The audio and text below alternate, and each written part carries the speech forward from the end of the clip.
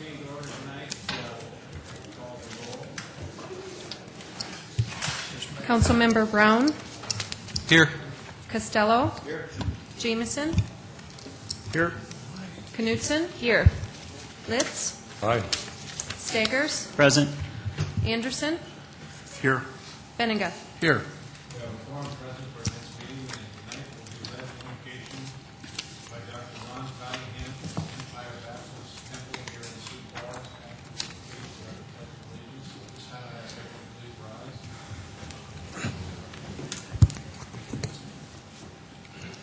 Our Heavenly Father, tonight, thank you for your blessings, and thank you for the privilege of being able to live in this city. I pray that you'd bless this meeting tonight and all the things that take place. A great city.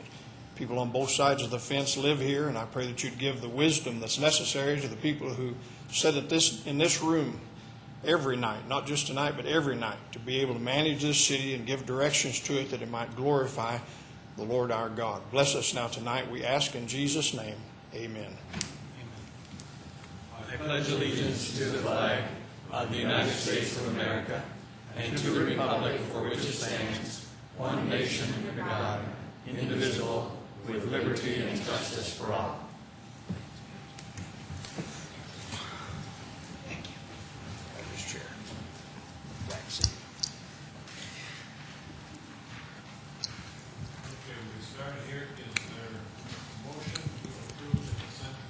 I so move. Knutson.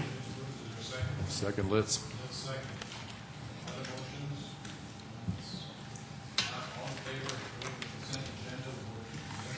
The motion Councilmember Brown, Yes. Costello, Yes. Jameson, Yes. Knutson, Yes. Litz, Yes. Staggers, Yes. Anderson, Yes. Benninga. Yes. All members present voted for consent agenda approved 8-0. Is there a motion to approve the regular agenda? So moved, Litz. Approved. Is there a second? Second, Anderson. That's the second. Call the motion. Comments? Not all in favor of approving the regular agenda, we vote yes. Councilmembers Brown, Yes. Costello, Yes. Jameson, Yes. Knutson, Yes. Litz, Yes. Staggers, Yes. Anderson, Yes. Benninga. Yes. All members present voted. The regular agenda has been approved 8-0. Now is the time that we set aside a period of 5 minutes for anyone that wishes to address the council on a subject of their interest, and we ask that they give their name and address, and we'll try to keep track of the minutes for you. So anybody who wants to come up forward, give your name and address, please.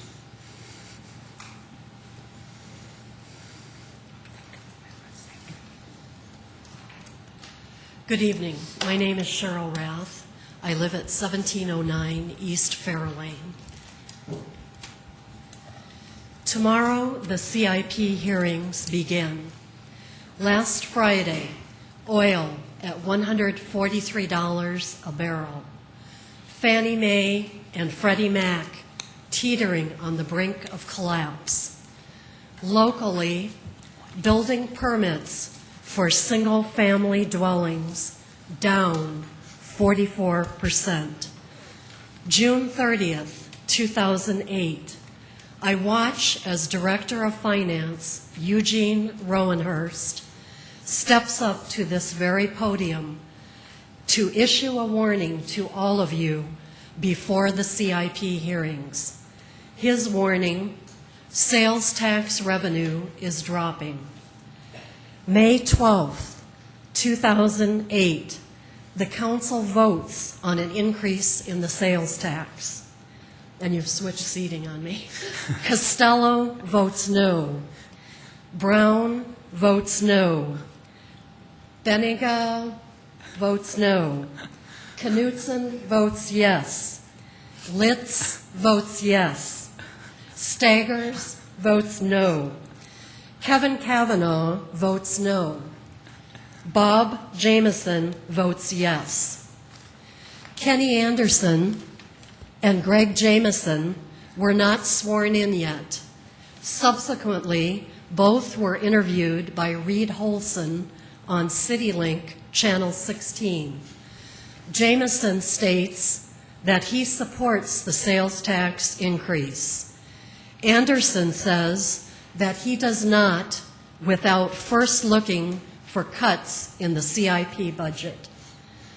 Prior to the May 12th vote, the council's discussion centers on 2 points.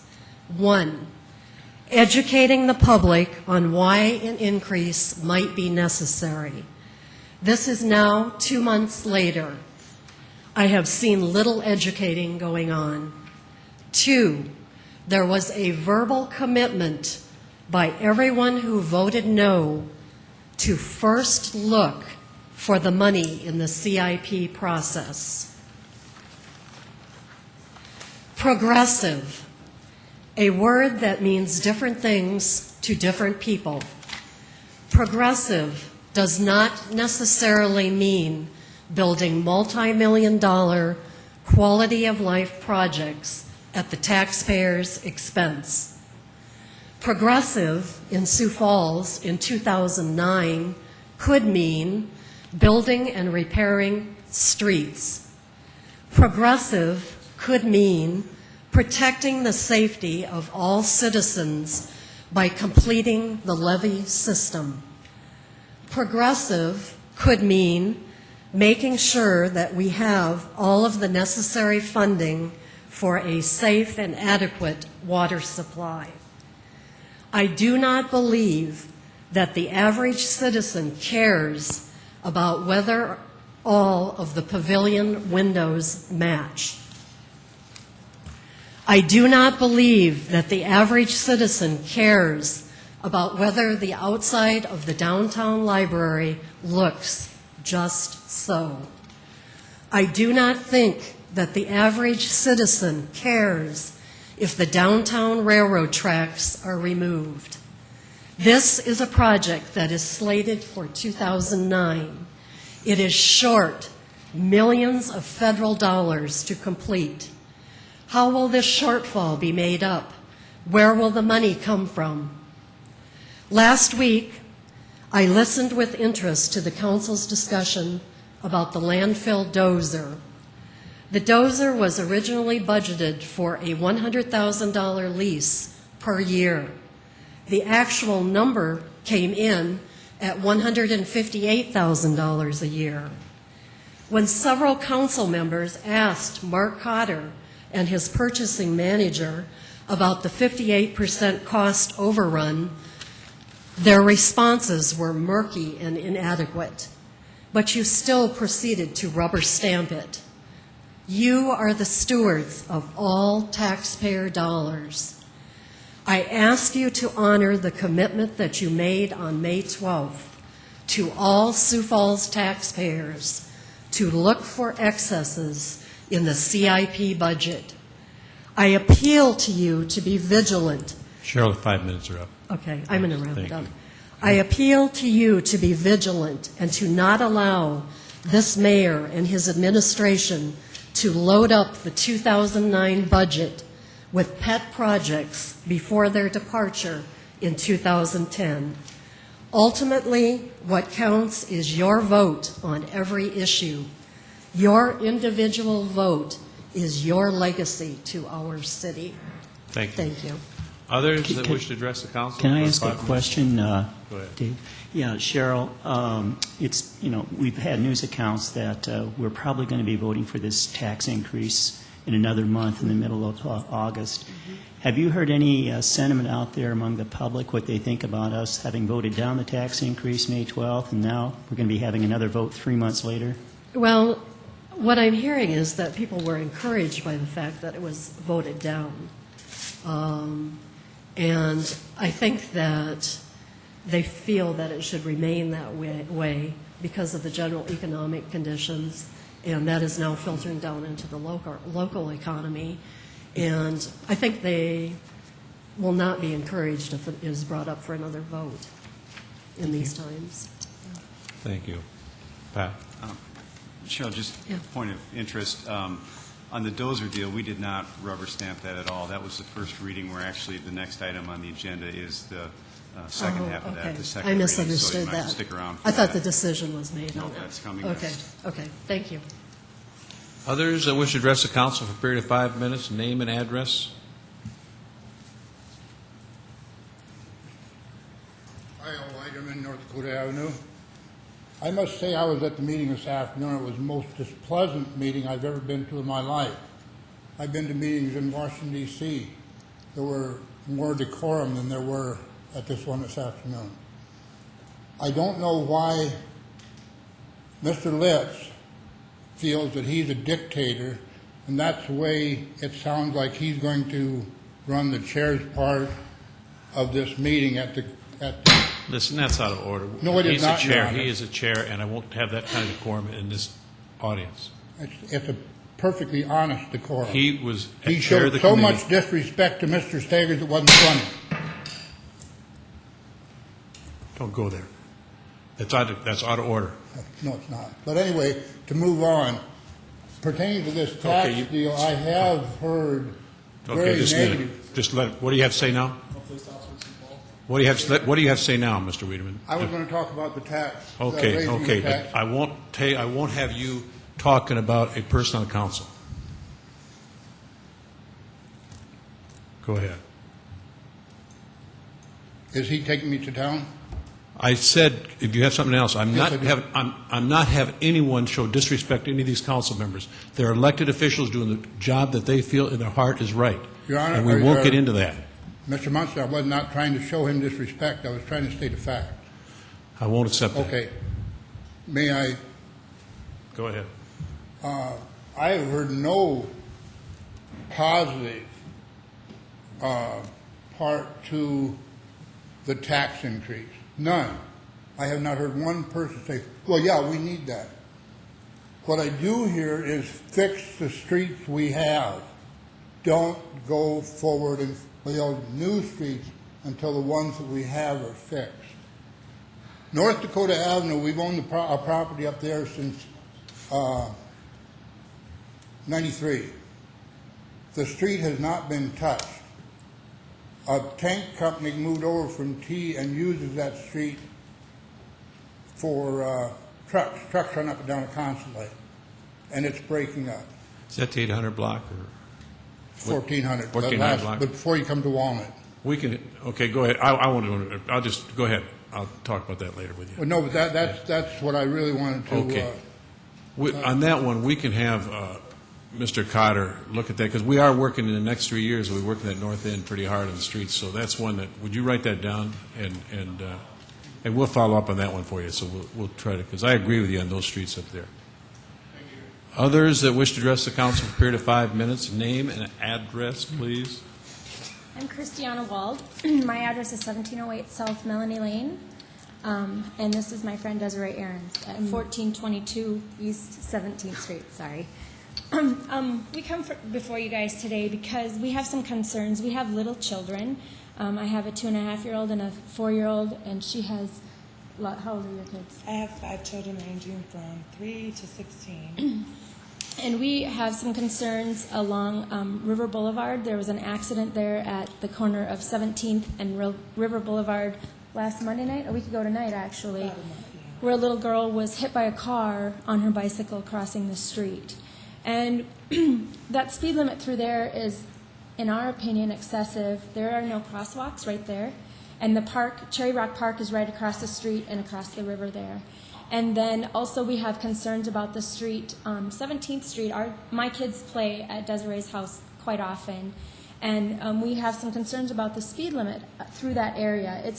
We've been told by the city engineers that the speed limit is, because it's a through street, it's 30 miles an hour on that street. And there are probably around 40 kids that live on that area and live on that street. And we have some concerns about that because people rip through there. Actually, the city was, Heath at the engineer department, I think it's the engineer department, isn't it? Traffic engineer. Traffic department. He said they put the strips down, and there were some people that were going in excess of 55 miles an hour down 17th Street. Now, that's probably an exception to the rule, but with such little children and so many little children, we have just had some concerns. And we thought that maybe we would like to make you all aware. We weren't sure if you were aware. You probably are. You guys know everything. But and then also of the accident that occurred last week, we have some pretty strong concerns about our children we don't want to be peeling our kids off the street like they did that other little girl. So. What, if you do this, if you just ask Mr. Cotter, and he'll get your phone number, and then Okay. I'll have him look at the safety issues, and then he can also relate to the chief of police, and we'll see if we can get some people out there to look at that. So I just give it to Mark, and he'll get a hold of you and give you a phone number. He will. All right. Thank you. We appreciate your time. Appreciate you coming down. Others that wish to address the council for a period of 5 minutes? Good evening. My name is Dr. Jerry Blake. I live at 2516 Clarkway Drive here in Sioux Falls, and I'm really here to address the second reading on the ordinance regarding family daycare centers. And Are you here for the daycare ordinance? Right. If you would just want to wait, Doctor, then we'll be taking that up just shortly. We've got one item before that, if you would. Thank you. Thank you very much. Others that wish to address the council? Seeing no one come forward, let's go to item number 3. Second reading, an ordinance of the City of Sioux Falls, South Dakota, amending ordinance number 54-08 by increasing the value of the equipment in total cost capital lease. Scott Rust, City Finance Office. Are there any questions? Do you want to just give a little overview of that, Scott, if you would just? Yeah, currently the landfill has 2 dozers on a closed-end lease over at the Sioux Falls landfill. One dozer is due to go back this year. The total costs, those leases generally cost around $300,000. Remember, they're closed-end. The city receives nothing. Those units just end up going back to the dealer. The total cost of this lease for the city with an adjusted resale price is approximately $410,000 for 5 years.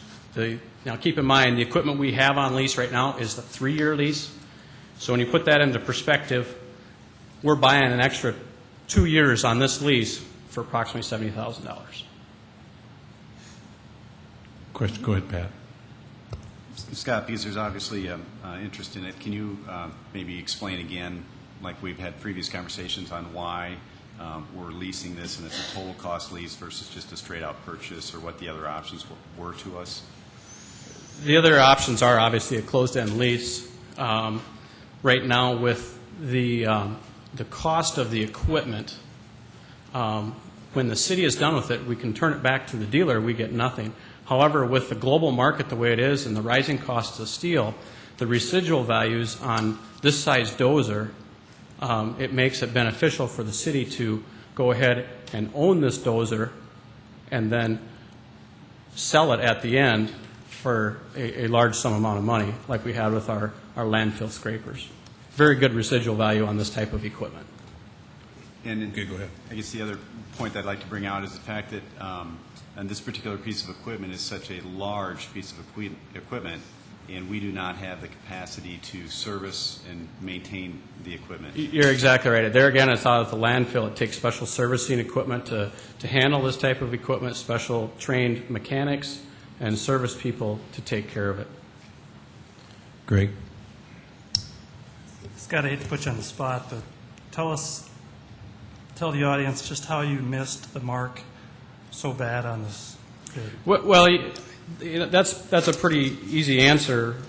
When we budget this piece of equipment, we budget it approximately a year to 15 months in advance. So by the time we bid this project, and with the year that we've had this year, and the escalation in steel prices, fuel prices, you throw all the inflationary factors in there, you're going to see a cost in the equipment. You said the cost of fuel, but how does that relate? We're not getting fuel included in this lease, are we? No, we're not, but obviously fuel costs are an inflationary cost that are obviously it costs more to operate their manufacturing plants, thus they're passing that cost on to us. So really it was the unforeseen cost of steel. Steel is the huge cost here because this machine is 90% steel. It is an 80,000-pound machine. Could you tell us the measures you're taking to ensure that this won't happen again?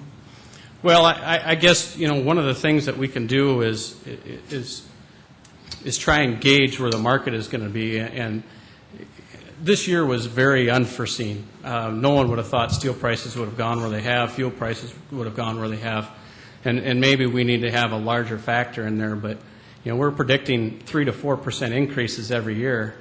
To try and prevent that, maybe we budget 6% or 7%, but we try and hold to a tight number if possible, because we don't want to put too much in the budget and then overinflate the budget. So. Further questions, Pat?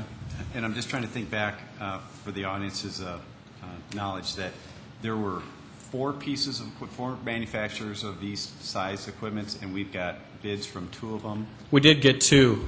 And one dealer represented the other 2 lines.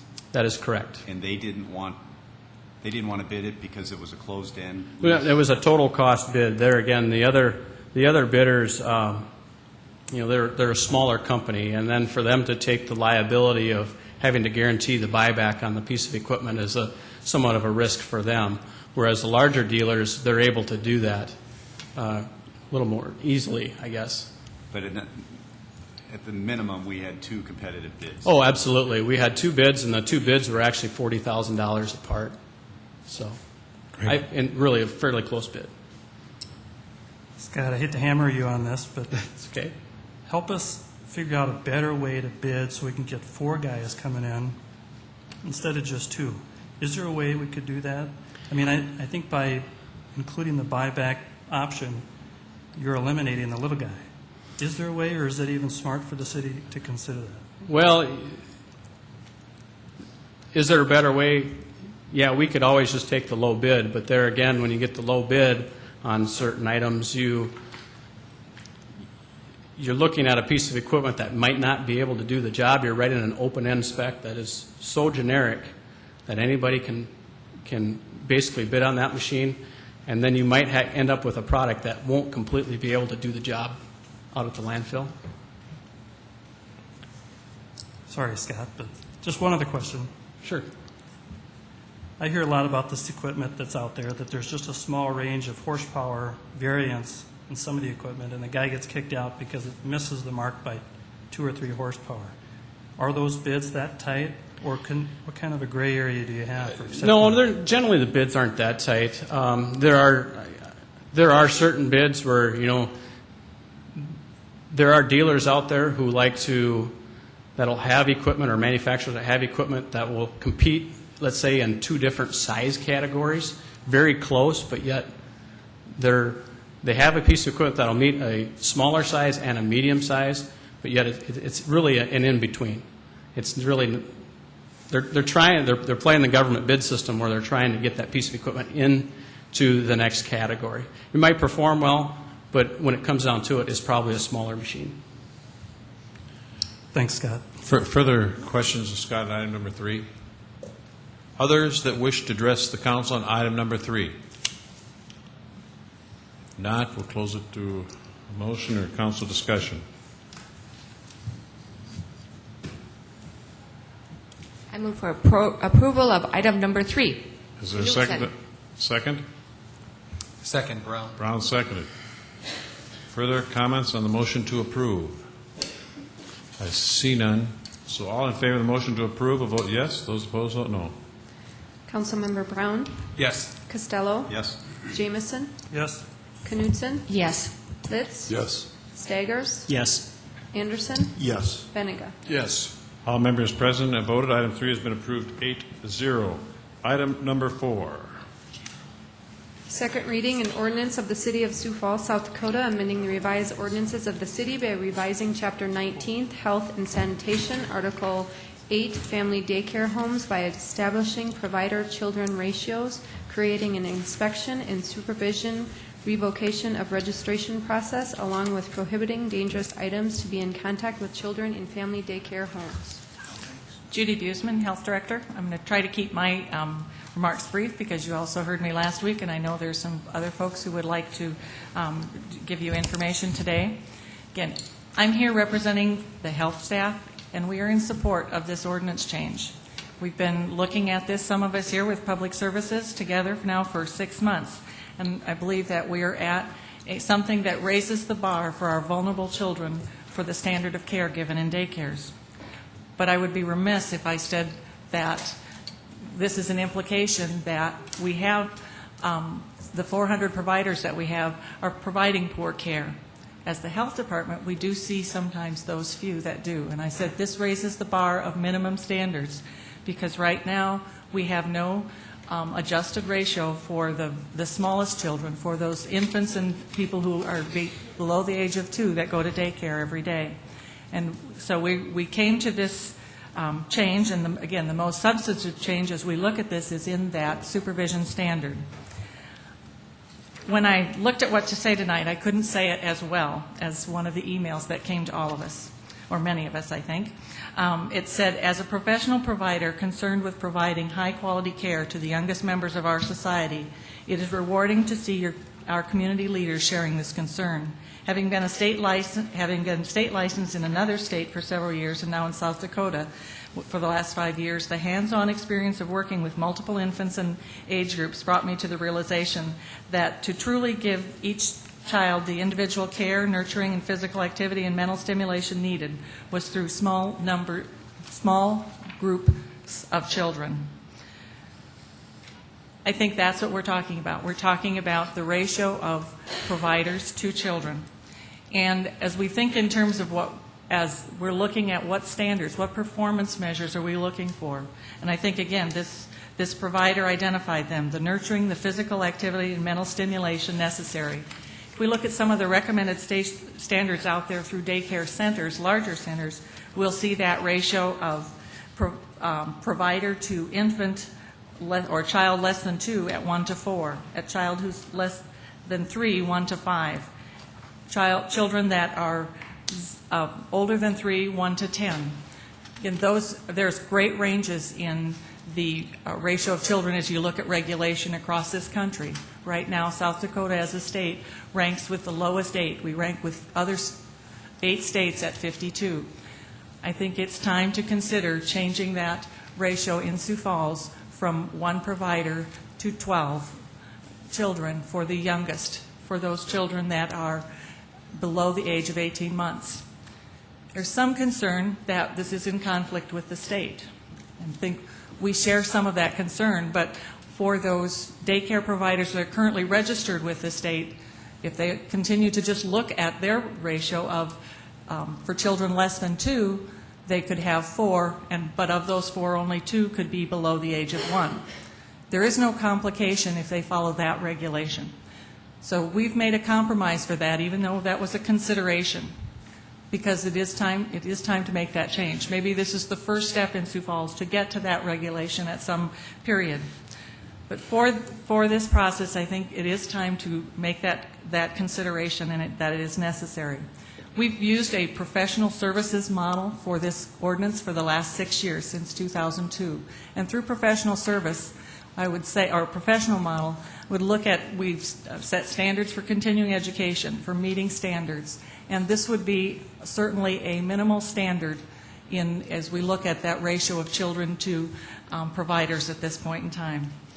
Again, there are others here to give us some other expert area. We've looked at these standards, as we've reviewed them with the National Child Care Resource and Referral Agency. We've talked about availability and concerns on infant care. Carol Muller is here to share some of the data about availability of infant care and in the community at this point in time. Earlier, late last week and this week, my staff contacted of the larger daycare centers who aren't covered by our ordinance, but starting to look at what's the availability of care there. And of the 22 centers, we heard back from 14 only, and 40% of those identified that they have infant care available right now. Again, I think it's time. We've been looking at this from a developmental process of an ordinance that we started out with limited regulations. We certainly are adding some level of regulation, but I think we are moving toward the professional standard that is out there and expected. As we've heard back from parents, they expect us to set a standard for care in this community. Questions of Judy? Yes, Dave, I have a number of questions. First of all, Judy, why do we have this ordinance before us tonight? What is the motivation? What is the catalyst for bringing this about? I think, we started to look at this ordinance. We've looked at it for some, changes, and some of those are the changes on suspension that I didn't mention as one of the changes that's inserted in here so that we don't go right to revoking this ordinance. But I think the issues that happened in the community we started to ask questions. Is it time to look at this as review? And that was what I heard from the council when they asked me to come to the Public Services Committee last November.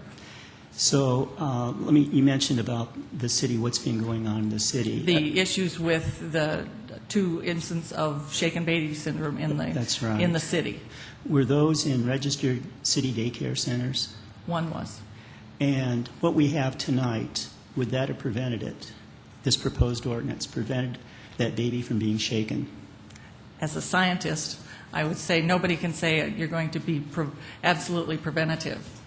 As a grandmother, as a mother, as somebody who's visited with child care providers, as I've visited with parents of twins and multiple, I would say that there's the fact that I have somebody to hand off a child that may be very fussy, maybe crying, and maybe, having a day that none of us, can understand why they're so irritable. As a parent, I remember needing that.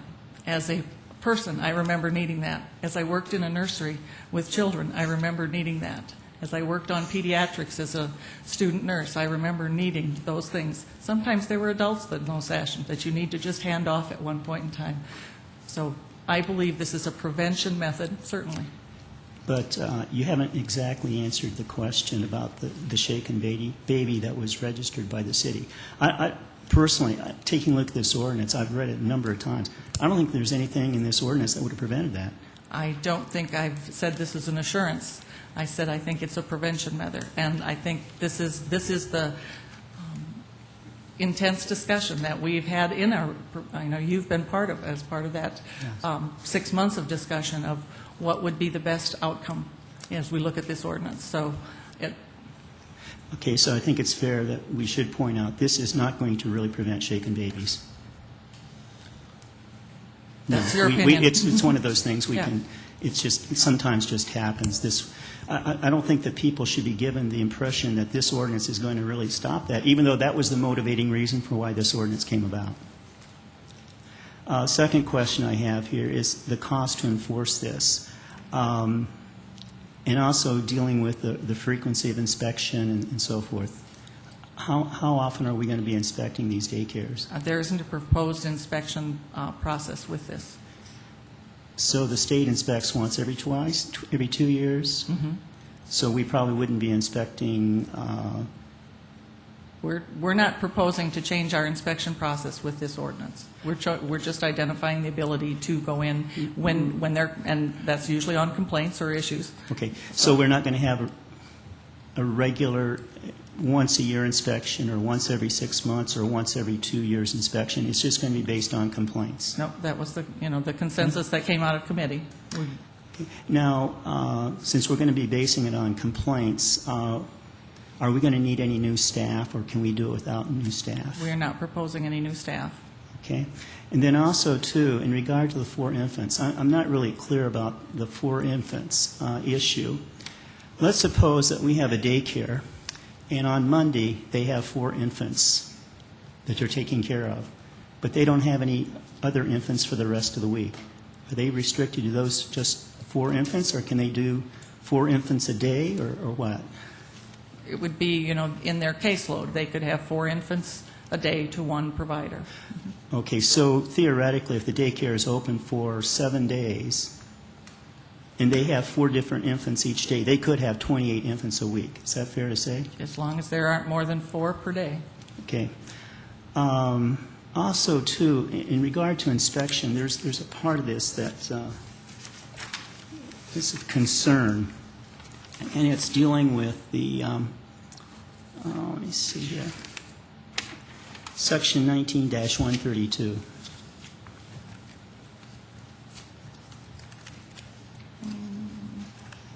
I didn't bring. Okay, Didn't bring mine up with me. So. I'll go ahead and read it then. This is Section 19-132 inspections. All home daycares shall be open to announced or unannounced inspection by health department employees, law enforcement, and code enforcement officers at any time during normal business hours.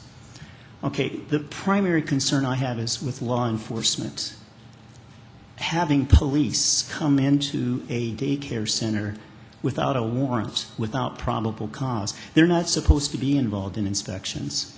So I'm wondering why we have law enforcement involved in this. Police are not supposed to go into buildings to inspect things. They're supposed to go in there if there's probable cause and with a search warrant. And so we want to keep the police out of inspections, but we have it right here in this ordinance. I would defer, would identify that the police are probably more frequent on the process because they take the complaints of issues of children that may have been injured. And so they take those sorts of complaints probably more frequently than we do. So in this ordinance, it covers the identification that they will be. Now, and they would follow their appropriate procedures. So. Yeah, but this is talking about announced or unannounced inspections. Okay, that's just checking to see if there are 4 infants there today, or there's 5 infants, or whatever it is, or taking a look at paperwork.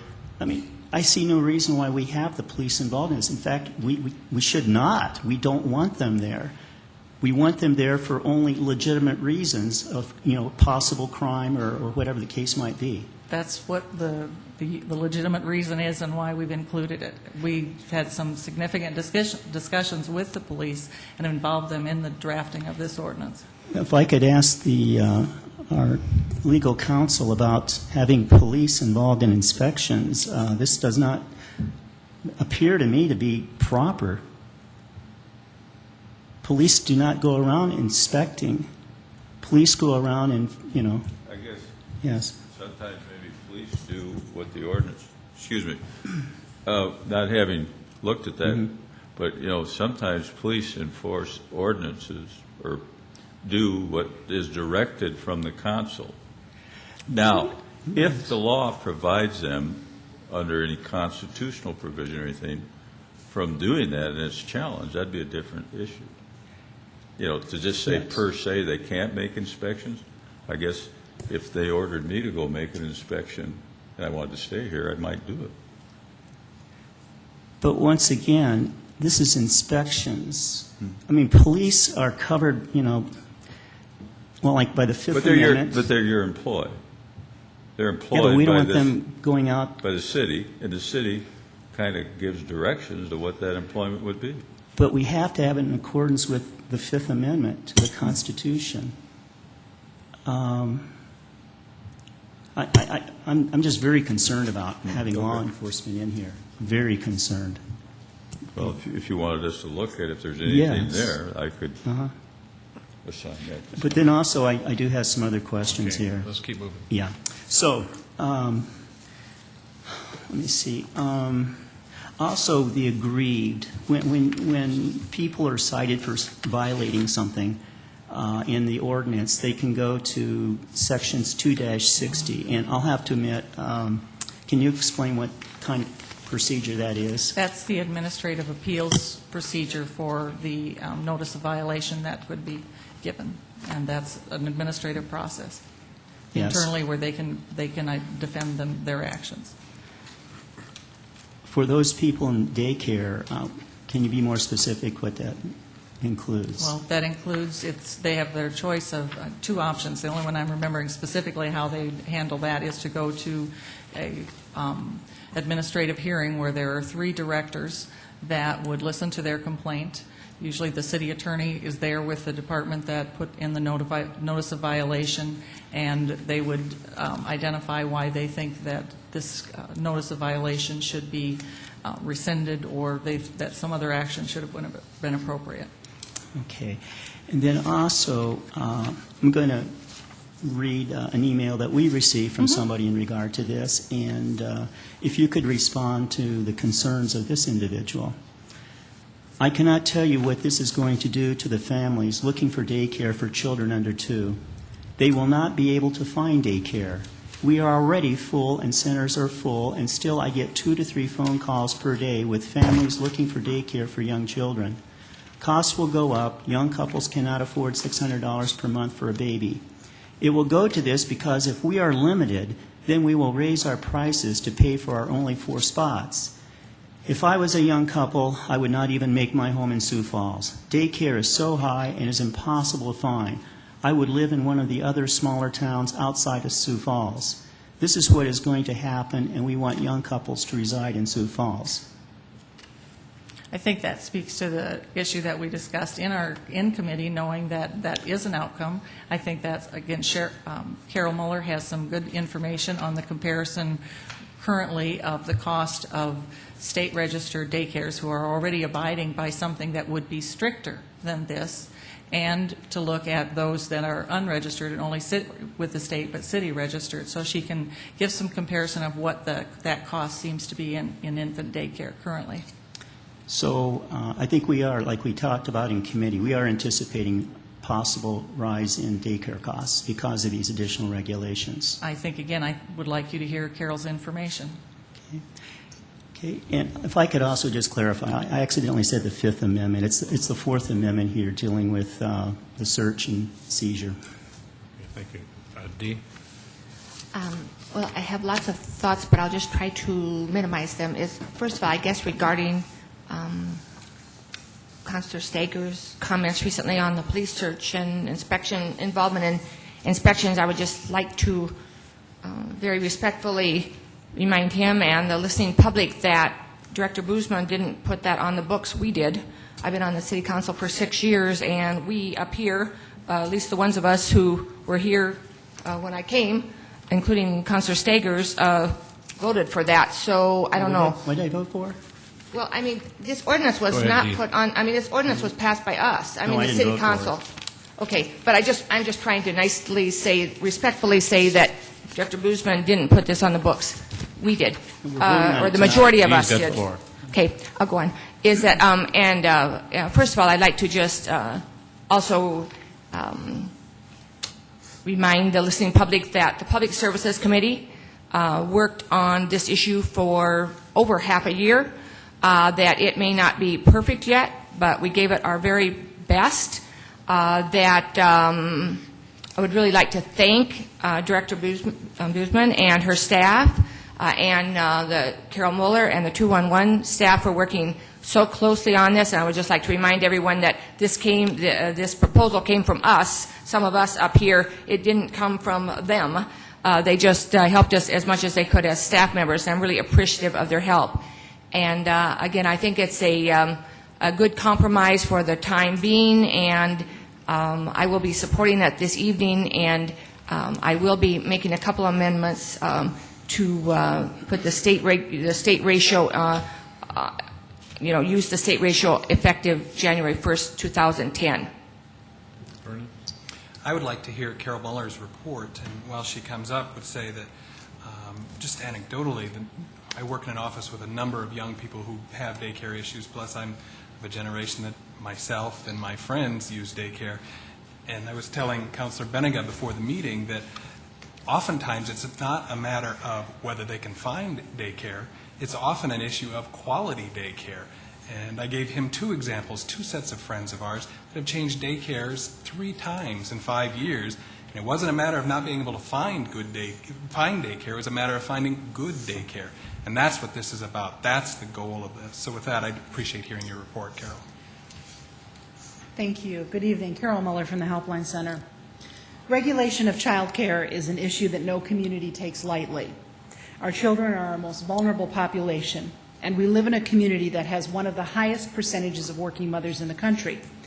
We are fortunate to have had many people here in Sioux Falls who have chosen child care as their profession. And I use the word profession because child care is a business. At the Helpline Center, we help over 2,500 parents each year who help them understand what quality child care is, how to select the best situation for their family, and also educate them about child care assistance, which can help with the cost of child care.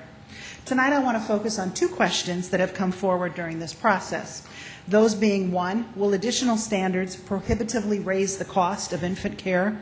And second, is there availability for infant care, and will this limit access? First, the question on standards. What does it do to the cost of care? We ran the numbers at the agency for infant care, that being 12 months old and younger, and compared the family daycare providers' full-time average rates for businesses that were state registered and those that were just city registered. Okay? I'm going to take through a bunch of numbers, so hopefully I'm not too confusing with everything. The cost difference for infants between the daycare providers, family daycare providers in Sioux Falls that were state registered, also with the city, but only, and also just city registered, the cost was 2.8%, or less than 3 cents on a dollar. That was the cost difference for registration, the registered providers. By the time children were 2 years old, it was less than 1%, and for 3, 4, and 5-year-olds, there is no difference in the cost between state registered and city-only registered family daycare providers. And those numbers we all just ran today, so I can tell you they are as current as we can possibly have. I will share with you that these numbers we have sporadically ran over the past 5 years, and the difference is usually negligible. I can tell you that sometimes I've seen them flat for all age ranges, and I have even seen it where state-registered child care for age groups is less expensive than that. So the numbers have never dramatically changed or differed over the last 5 years. Second, the question is there availability for infant care? We have a total of 249 family daycare providers from Sioux Falls that are registered with us. And please keep that number in mind. That is registered with us. And 400 Judy has that is registered with the city. Did I anticipate that question? 400 just as you put the numbers. The city, Carol. 400 is what the city has. We have 249 in Sioux Falls on our database. In order to be registered with us, the providers do need to be registered with the city of Sioux Falls because we follow the ordinances. Of these 249 providers, 227 of them take infants. So almost all of them take infants. As of today, we had 48 infant spots open. This is only in family daycares. This is not in the centers. Now, this ranges from 3 to 19 openings depending upon the zip code. For example, in the 57106 zip code, there are 83 providers. It's our largest area for family daycare providers. There are 83 providers and 19 openings. Each of the zip codes did have availability for infants. And please note that these numbers do not reflect the 22 centers that had openings at this time also. And please note that these are from the family daycare providers that are registered with us. That number does not equal what is registered with the city at this time. So that 48 is truly only a minimum number that we have. Interestingly, our staff shared that we've had one provider contact us in the past few days who said that their business is going to be taking infants because they have now been aware of the need for infants due to the discussion that's been happening on the city level and in the media. Anecdotally, our staff has commented that we have seen increases in rates this year, and the businesses who have done so have unanimously stated that it was due to the cost of food. We have many families in Sioux Falls that utilize Child Care Assistance Program. Families qualify if they are at 200% of the federal poverty rate. Families with income above 130% of the federal poverty rate do have a copay that will be scaled to their income. Child Care Assistance recognizes the value of having smaller groups of children. The reimbursement rate for family daycare providers who care for 6 or less children has a higher reimbursement rate. For infants, this is $3.10 per hour or $139.50 for 45 hours. If you figure 40 hours of work and a half hour each side for some transportation time. Both of these numbers, if a provider has more than 6 children, Child Care Assistance has a reimbursement rate of $2.50 an hour or $112.50 for 45 hours. Both of these numbers are above the average that we have in our database for infant child care. And for reference, that is $110 for state registered and $107 for city registered only. That is per week cost. The discussion and decisions about any business regulation should be done thoughtfully and with great care. You impact many lives with these decisions. Tonight you make decisions that impact several thousand families and several thousand children who are dependent upon others to give them not only the most basic of care, but also to nurture them at the period of time when they have their greatest learning potential. And at this time is when we develop young people to be our future workers, our future leaders, our future taxpayers, and most likely a few city council members and maybe even a mayor or two in the group. The proposed changes are an opportunity to provide an infrastructure that supports these children, not only for their safety, but also for their development. I've been very fortunate to have been mentored over the years by many wonderful people that we have in our Sioux Falls community. And one of my mentors, who's also an attorney, he could ask me a lot of questions, who is also an attorney, would end every conversation by asking me, now tell me what's the right thing to do. And that's the question that I would leave you with tonight also. Questions of Carol? Oh. Go ahead. Yeah, Carol, you gave all this data on the difference between the marginal difference between the city and the state-regulated daycares. Where did you get all that information? You know, is each daycare provider required to provide how much they're charging? Yes, how does, that is all on file with us. Okay, now, on file with you or the city, or can you explain that? No, with us, with us. Okay. When we, just real briefly, because I don't want to take a lot of time on it, because I know you've got some other people to speak tonight. Real briefly, if somebody says, you know what, I would really like to work with you and help parents connect with providers through our organization, yes, we do. We find out about what education they've had, what hours they have, if they take children with special needs, what their rates are, and then we go through and stay in contact with them during the time. We really hope that they contact us by email because it's efficient, and we update our database all the time. Okay. And then also, you know, before you spoke, the issue was brought up about having quality daycare. Yes. How does this ordinance provide for quality daycare? You know, one of the things that was interesting, the last 4 years, I believe now, underneath Sioux Falls Tomorrow 2, one of the goals that came out of Sioux Falls Tomorrow 2 was that our city should provide the best quality opportunity for our young children in education, but also looking at our earliest learners. And from that, Sioux Falls has really wrapped its arm around that and has looked and said, how do we work with our earliest children? Preschool, opportunities, education, the learning environment that are going to be out there. And at one of the groups that I was meeting at, it was interesting. I was listening, not talking, and one of the questions that was asked and said, if from the group, is said, what are the two most important things that you would say determine quality? And the answer unanimously came across was, one, education of the provider, and second, how many children they're caring for. That was one thing. So it's and also, I will tell you, I also will tell you that there's a lot of research that's out there that's been done by NACRA, the National Association of Child Care Resource and Referrals. They talk about the number of children being able to be cared for. You know, we do a lot of things. For instance, tonight we're going to get in our cars, and hopefully we're all going to put our seatbelts on before we go home. We do that because we know it reduces the risk of our being seriously injured in a car accident. It's the same thing with numbers. It reduces the risk.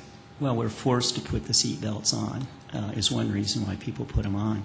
But there's also this email here that I thought was very perceptive, talking about sometimes we get hung up on quantity, you know, numbers, kids, and so forth. And we forget about that some kids can be really terrible to daycare providers. In other words, this one email that I have right here is talking about that, you know, her concern many times is not with the quantity of kids she has in her daycare, but she might have one kid who's a real pain and really disrupt the daycare center and just cause all kinds of havoc for her. So yeah, I think maybe we can, you know, say that numbers are sometimes important, but there's a lot more to be able to determine whether there's quality daycare. And the best way to determine quality daycare is not necessarily by this ordinance here, but it's by the parents themselves. I think that's where we should do the focus, not on these bureaucratic regulations, but on the parents, educating the parents, letting them know what they might look for in a daycare center. And because they're going to be there day after day after day after day after day. And the city inspector is just going to be there on a complaint basis. They know more about daycare, parents do, than any government official here. And parent education is an important component of the mix. I would totally support that. But we don't have it. That component. Further questions of Carol? Not, thank you very much. Others that wish to address the council on item number 4? Name and address, please. Now is your turn. Now it's my turn. My name is Dr. Jerry Blake, and I'm a developmental behavioral pediatrician. I live at 2516 Clarkway Drive here in Sioux Falls. I've been an active participant pediatrician in Sioux Falls for 31 years. I've been a developmental behavioral pediatrician for 20 years. I see the kids you're talking about, the kids that are kicked out of daycares. That's my specialty. I'm here really to address one issue, and the issue really has to do with the month, with the 18-month thing in Section 19-128.1. And I believe that kids at 18 months to 2 years of age still require considerable care. Most kids are not toilet trained, and most kids don't have the language development to respond to normal forms of discipline. I feel that the age should be 2 years of age, that daycare providers should be regulated to 4 children per provider under 2 years of age instead of under 18 months. The main reason, as I said, is that most 18-month-old kids are not toilet trained, and so therefore they require a lot more work. As far as communication, most 18-month-olds do not communicate well. They're usually communicating in single words. They follow a one-step command. They may know 5 or 6 words other than mama and dada. They often have temper tantrums and are difficult to control. By the time they're 2 years of age, the average mean length of utterance of an 18-month-old is about 1 word. By the time they're 2 years of age, they have doubled or tripled their vocabulary from roughly about 50 words on the average for boys and 90 to 100 words on the average from girls at 18 months, up to roughly 150 words by 24 months, and well over 200 words in girls for 24 months. I think that an 18-month-old to a 2-year-old child requires significantly more care than a child that's 2 years of age and older. Their language development continues to blossom after that. Their behavior problems decrease as their language increases, and they require less supervision. So I would recommend that you would amend this ordinance. I believe this is a good ordinance. I believe that it is very important to protect the most valuable resource we have in our community, our children. Our most vulnerable children are children under 2 years of age. And I'd like to just say one more thing before I leave and address it to you, Kermit. Yes. I have had the opportunity to stand at the bedside of a dying infant who was killed in their daycare center. And I don't want to do it again, and it's not a good thing. And I would invite you also to maybe spend some time in a toddler room in one of our fine daycares here in Sioux Falls and see how much work it really is. Thank you. It's questions of Dr. Blake. Yes, I guess I'm wondering, it is very unfortunate to witness the death of an infant that's in a daycare. Would any of this prevent it? You could eat at your best, most famous restaurant here in Sioux Falls and get salmonella. Right. And that restaurant is inspected on a regular basis, and things happen. Twice a year. Yeah. But I also believe in the Hawthorne effect. The Hawthorne effect is that if you're observed on a regular basis, your behavior improves. And I think that I really don't believe that people that abuse children are vindictive and they're out there. I don't believe that this is premeditated. I believe that it's stress-related, stress-induced, whether it's problems they have at home or whether it's the stress of a behaviorally disordered child. Autism presents, usually the first symptoms of autism start about 15 months of age, and it usually presents between 18 months and 24 months of age. And And children that have autism have a communication disorder, but they have a behavior disorder. They're very hard kids to parent. They're very hard kids to have in a daycare. And this is the age group we're talking about. And most parents don't know their children are autistic at this point. And daycare providers do a wonderful job as far as identifying kids that are on the outside of the norm and get those kids referred in to receive a proper diagnosis and treatment, you know. But also, you mentioned that there's a lot of good things in this ordinance, but when it comes to enforcement, it's only on a complaint basis. So you might have terrible things going on in a daycare for 2 years, and the city wouldn't have any way to know about it.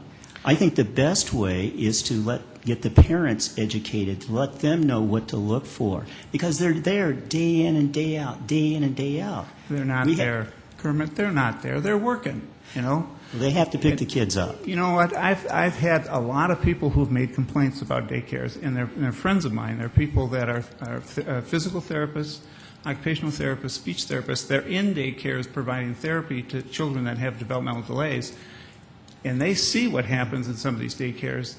They may make complaints to police and ask police to investigate, and that's how things happen, you know.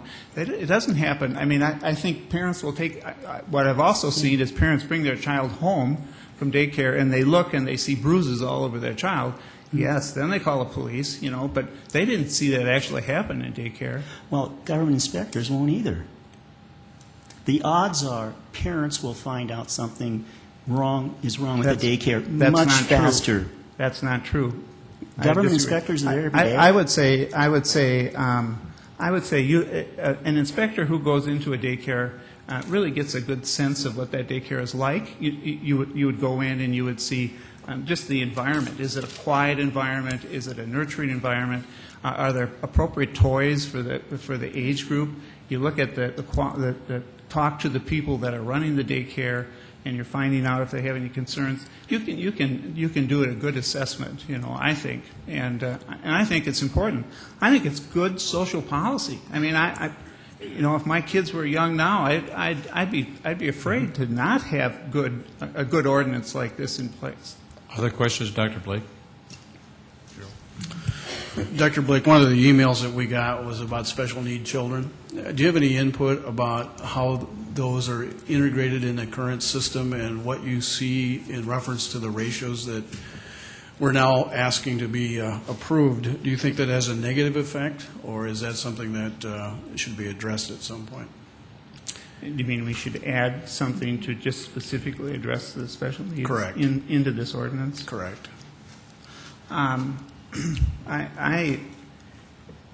Special needs per se is a broad umbrella, correct. and so it's very hard to be that specific in this kind of an ordinance. So, but I would say my experience is that many mothers who have children that have special needs choose to stay home and open their own home daycare and take in other children that have special needs because they realize it is so hard to get good daycare for special needs children, and they're wonderful, you know.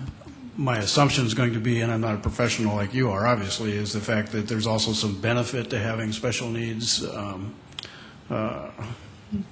included in daycares where they are accepted and their social status and all the other things that they deal with are accepted and probably lead to a more beneficial society, if you will. Some of the best teachers for children that have developmental delays are peers, and most common developmental delay is speech and language delays and delays in socialization, and kids learn that better from other typical children than they do from adult therapists. You know. Thank you. Further questions, Pat? Along that lines, we've got a recommendation for an amendment that may come forward regarding special needs children. I'd just like to read it to you.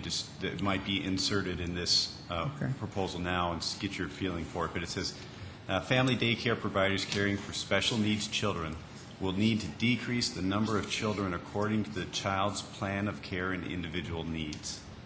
Is that something you think would be appropriate to be inserted in this?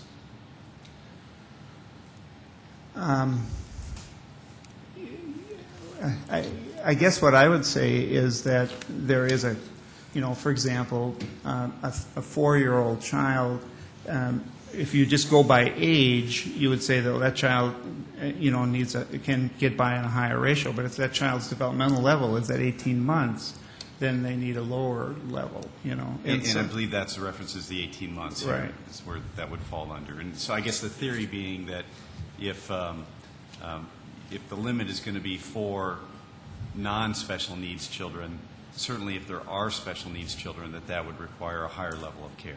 I would agree with that. Thank you. Further questions of Dr. Blake? Not, thank you very much. Others that wish to address the council on item number 4, name and address, please.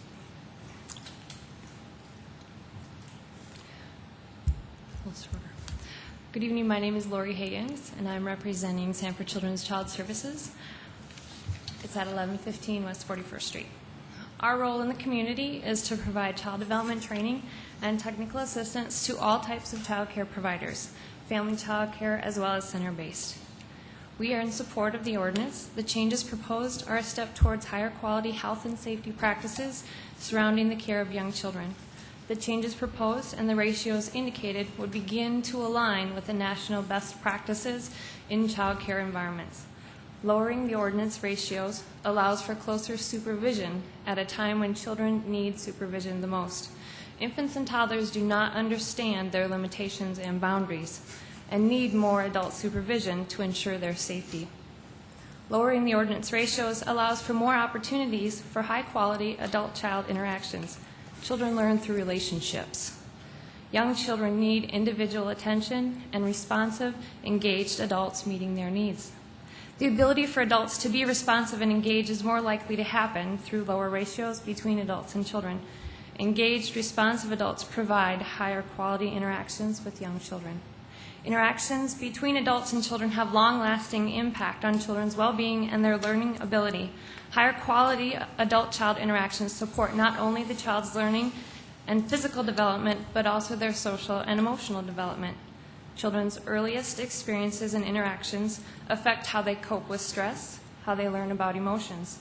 Adult-child interactions also impact the way a child's brain develops and how the circuits are wired and connected within the brain structures. We are in support of the lower ratios for infants and toddlers, and we see them as a way to ensure higher quality health and safety practices for family child care environments. Age-appropriate supervision standards promote higher quality interactions between adults and young children, which impact children for a lifetime. Thank you for your time. Questions, Lori? Yeah, Laura, you mentioned the lower numbers of toddlers and infants provides for better quality interaction. So is 4 too much, or should we get down to 3 or 2? I think what you would see in terms of national best practices is what the ordinance has provided between 1 to 4. Yeah, but wouldn't it be better to have 3, actually? We could be better than that, national average, national standards. 3, 2? I think that heading in that line with the national best practices is what the first step you can take. Thank you. Other questions of Lori? Thank you very much. Others that wish to address the council on item number 4? Not. Let's move to. Go ahead, Gerald. I'm going to make a motion to approve item number 4. Okay, you're going to make that? Yes, I am. Flanagan made it. Is there a second? Second, Brown. Brown second. Okay, thank you. Further comments?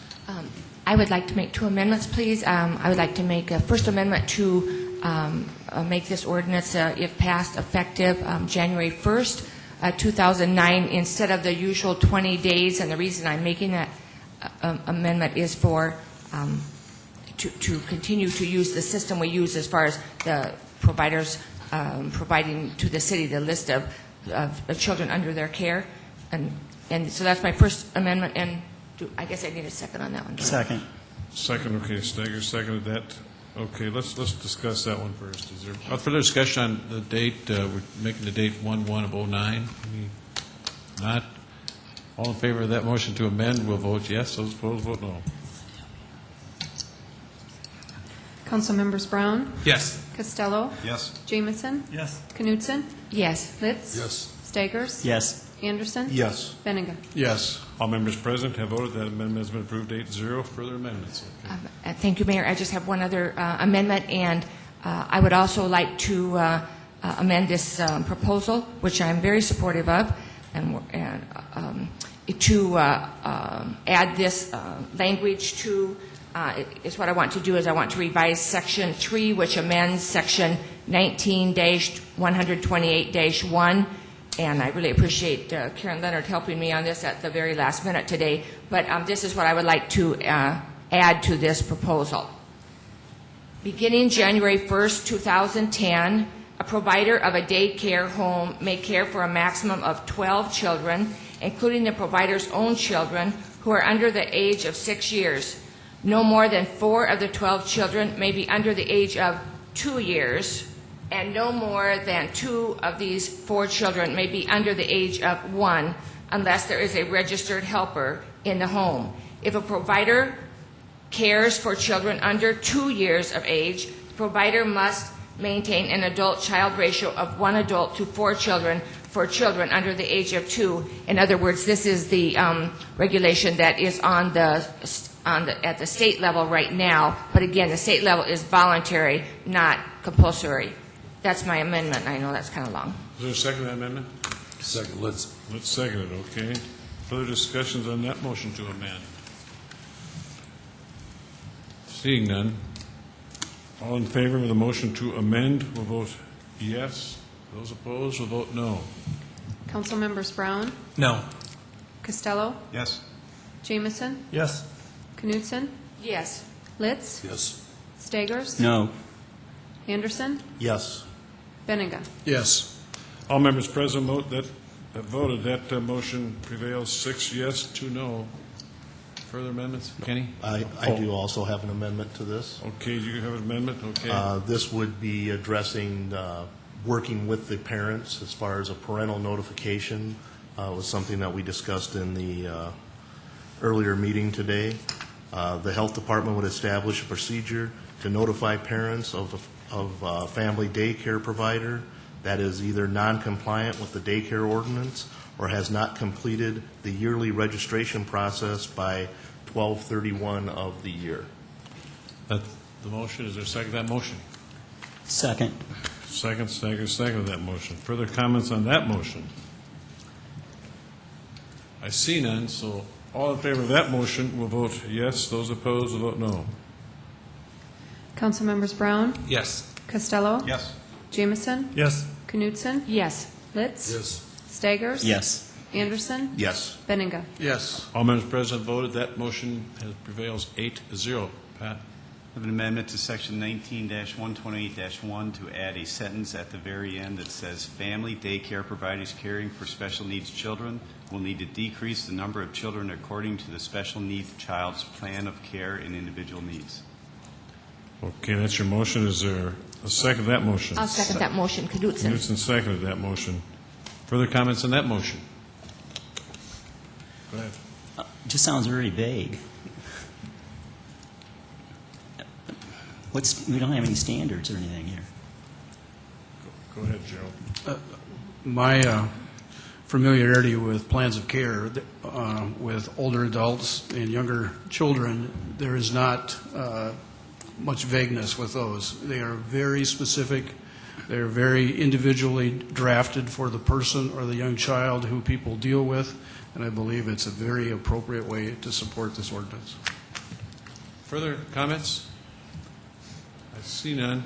So all in favor of that motion will vote yes. Those opposed will vote no. Council members Brown? Yes. Costello? Yes. Jameson? Yes. Knutson? Yes. Litz? Yes. Staggers? No. Anderson? Yes. Benega? Yes. That motion prevails 7 yes, 1 no. Further motions to amend? Not. We're back to the main motion as amended. We have 4 amendments that have been passed. So is there further comments on any amendments? Not. All in favor of, go ahead, excuse me. Yeah, I just have some final comments. I guess from my perspective, unfortunately, all these amendments that we have tonight could not make this good enough for me to vote for. To me, what we have tonight with this ordinance with daycare is a classic example of feel-good legislation. When I was in the state legislature, from time to time, we would have feel-good legislation. Now, what is feel-good legislation? Well, very simply, it looks good on paper, but in reality, it is not. In fact, sometimes it can be very harmful. Unfortunately, tonight, we are going to be passing this feel-good legislation. This proposed ordinance is in the genre of modern-day bureaucracy. If we send out an inspector to inspect a daycare center, they'll have a checklist. They'll go through and count the number of infants, count the number of other children. They might take a look at the paperwork that the daycare provider has to provide, phone numbers and things like that. Maybe they'll check the temperature of the refrigerator, check a few other things. Unfortunately, inspections and registration do not guarantee quality daycare. In fact, oftentimes, the more regulation you have, the higher cost it is for the product or service that is regulated. Also, another major problem with this ordinance is that it creates a false sense of security. What I mean by that is that when we have registered daycares, they're getting a stamp of approval from the city. And so parents, when they take their children to daycare, they learn that they're registered by the city, and they assume that daycare is a good daycare. Unfortunately, that's not the case. Because even today in Sioux Falls, with registered daycares, let's face it, we have crummy daycares, some crummy daycares. In fact, we even heard one of the motivations for this ordinance tonight being that the shaken baby. The shaken baby was in a city-registered daycare. So what's going to happen with this ordinance? It's going to help to further daycare centers that might not be the best that we want, because they will have the stamp of approval of the city, whether we are implying that or not. Good daycares, no, they don't have to worry about the stamp of approval of the city at all. Good daycares rely on their reputation. They rely on word of mouth. What can we do to really help the daycare centers in Sioux Falls? What can we do to help the parents who are constantly looking for good daycare? Well, during the committee meetings where we discussed this ordinance, it was brought up many, many times, different proposals to really empower parents when it comes to daycare. Who sees daycare providers more, government inspectors or parents? Well, it's obvious that parents are in daycares a lot more than government officials. What the city should be doing is providing more information to parents as to what a good daycare is. This could be in the form of checklists or booklets or whatever the case might be, so that every time they go to a daycare, they can be kind of observant as to exactly what's going on. But also another important way to provide information to parents is with a website. And this was brought up at the committee meeting, in fact, a number of times. And there were parents who also affirmed that it would be good to have a website to provide information on daycares. Very simply, the city, if it wanted to, could provide a website where people could make comments about different daycares. Now, granted, we're going to have some people making some outlandish comments, some people making very good comments, but I think it's important that we have as much information provided as possible for parents to be able to try to evaluate the different daycares. However, let me just mention, that proposal went absolutely nowhere. And the reason it didn't go anywhere is because we have the city attorney's office saying, well, we should not become involved in this issue of a website. There might be some legal concerns and so forth. But what kind of message is this sending to the people of Sioux Falls? Well, the city is more concerned about itself than having good daycare. In conclusion, I would urge my members, to fellow colleagues on the council, to vote against this ordinance, and in the future, support measures that empower parents. Thank you. Vernon? Just over a month from now, students will head back to school. What is the biggest issue that we hear when kids go back to school? Student-to-teacher ratios. Why is that? Because parents want to make sure that their child has a relationship with that teacher and that they're cared for. And it's more important at kindergarten than it is at college level. This is the same sort of scenario, just for the younger, most vulnerable children in Sioux Falls. Further comments? We've got a motion to approve as amended. I see no further discussion. Go ahead. I just want to make one comment also. I look at this as like a speed limit. I mean, we need to set up some guidelines to follow, but I believe it's up to the individual to operate safely on the road and not exceed that speed limit. I think this ordinance is really designed to give guidelines that parents should follow, and ultimately it comes to the parents to determine what's going to be best for their children and where is going to be best.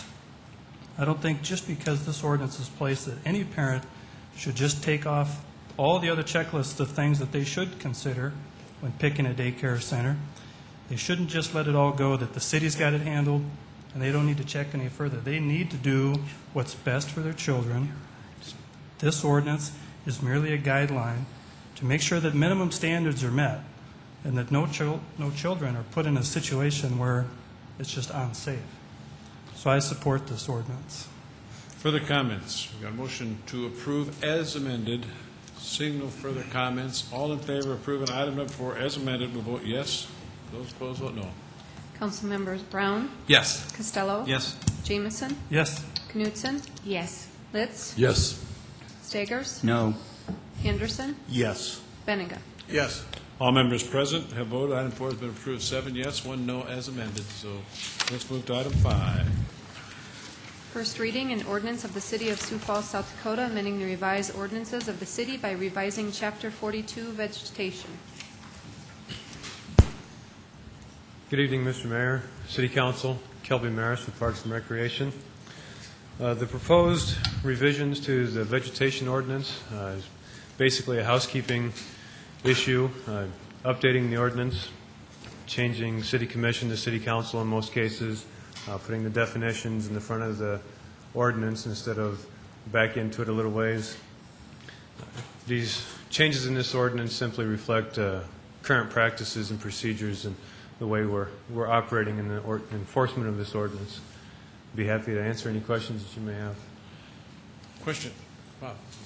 Yeah, Kelby, say, I've noticed a lot lately in the city of Sioux Falls between the sidewalk and the street out there, and I'm going to call it the right-of-way.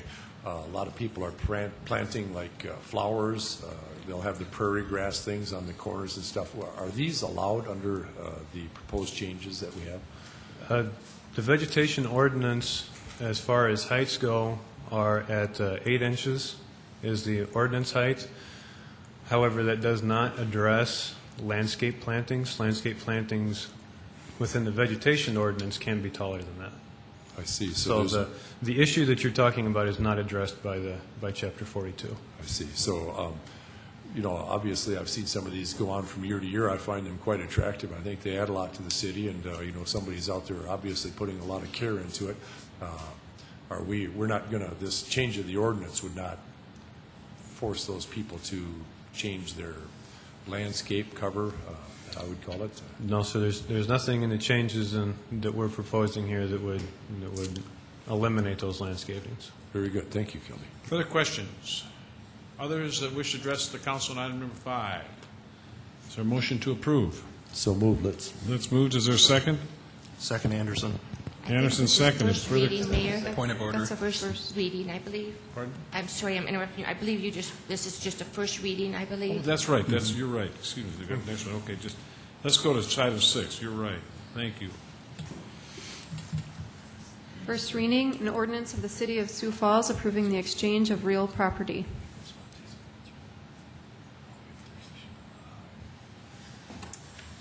Good evening, Mayor and City Council. Mark Cotter with the Office of Public Works.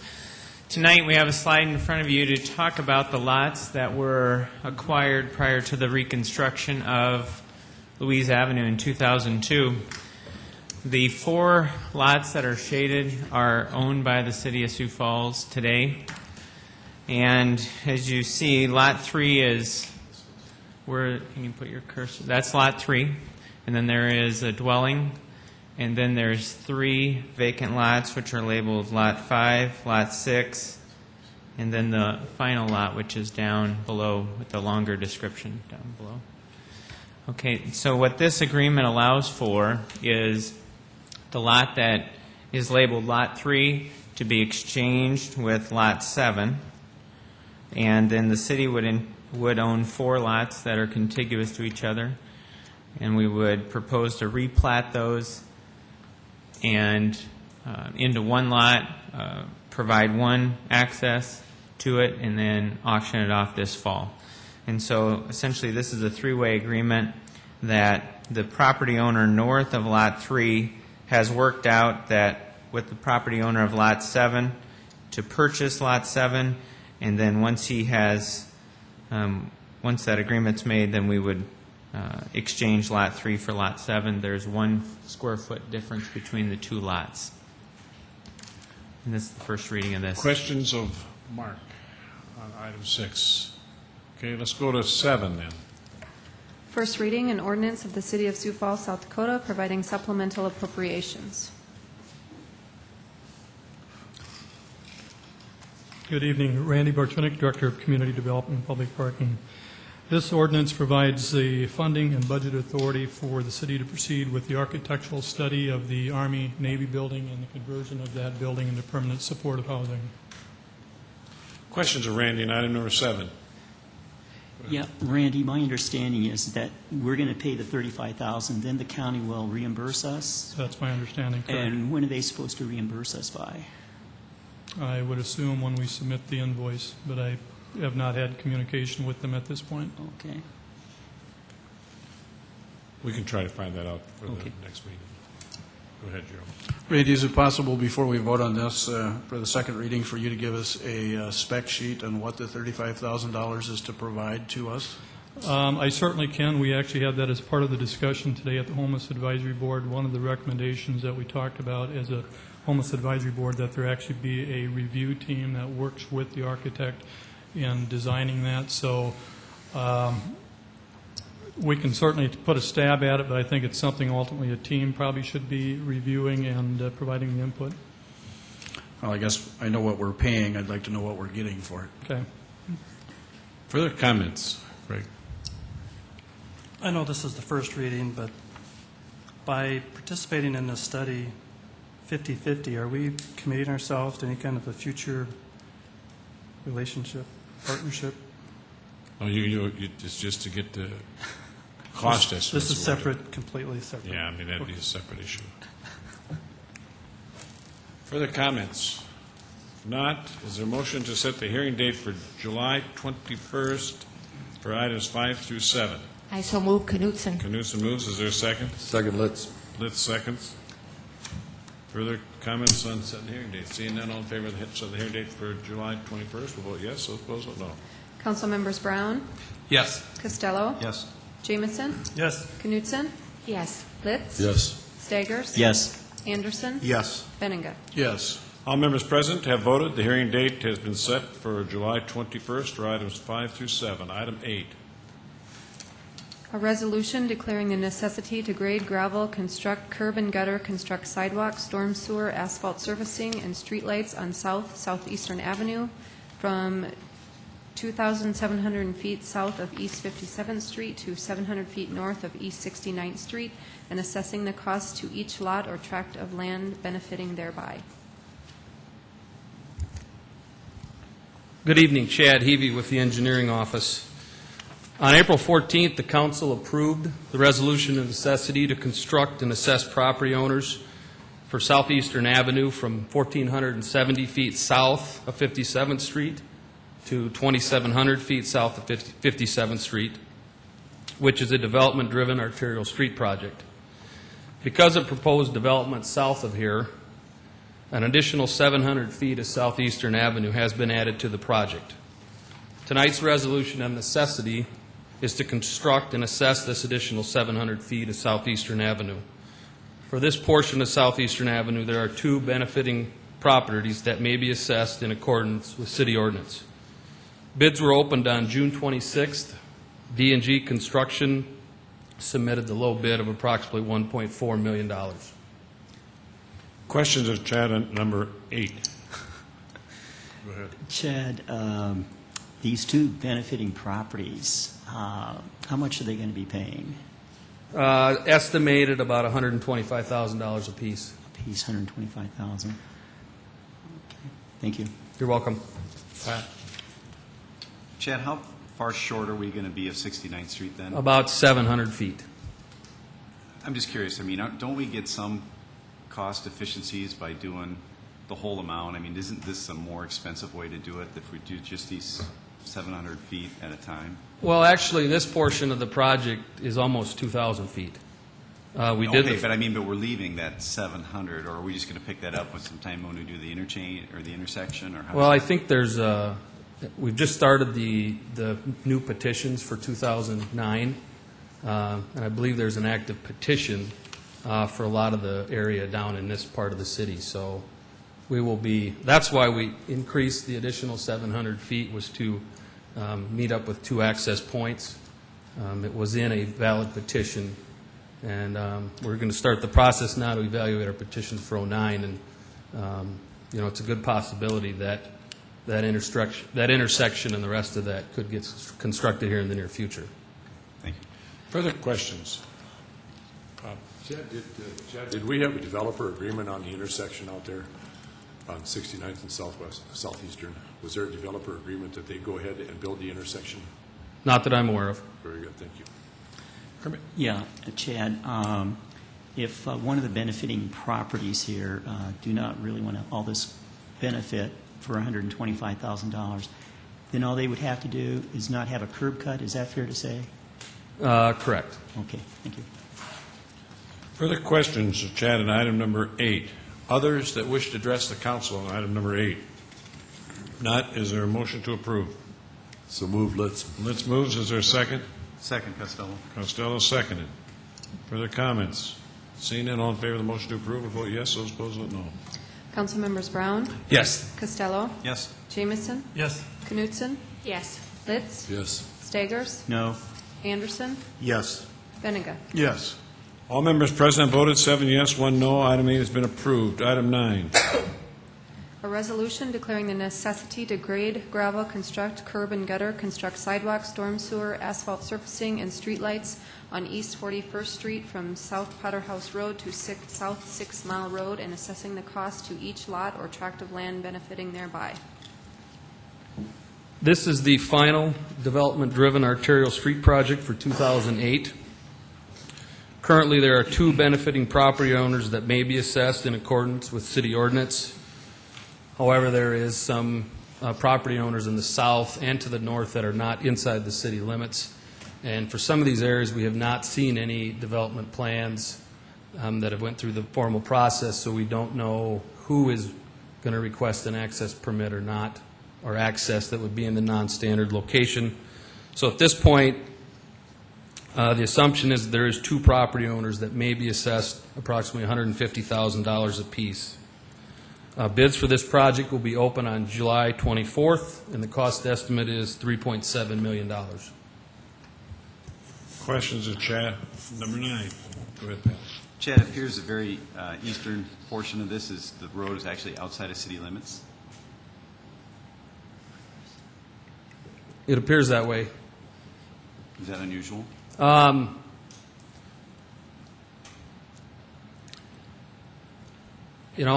know parcel D was just annexed into the city. I know that last that last quarter mile is we're just going to pave to a rural section next year.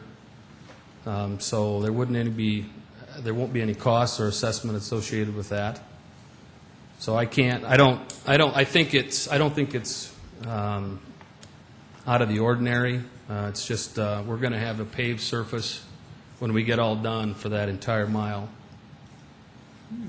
But it won't all be curb and... No, it will not be.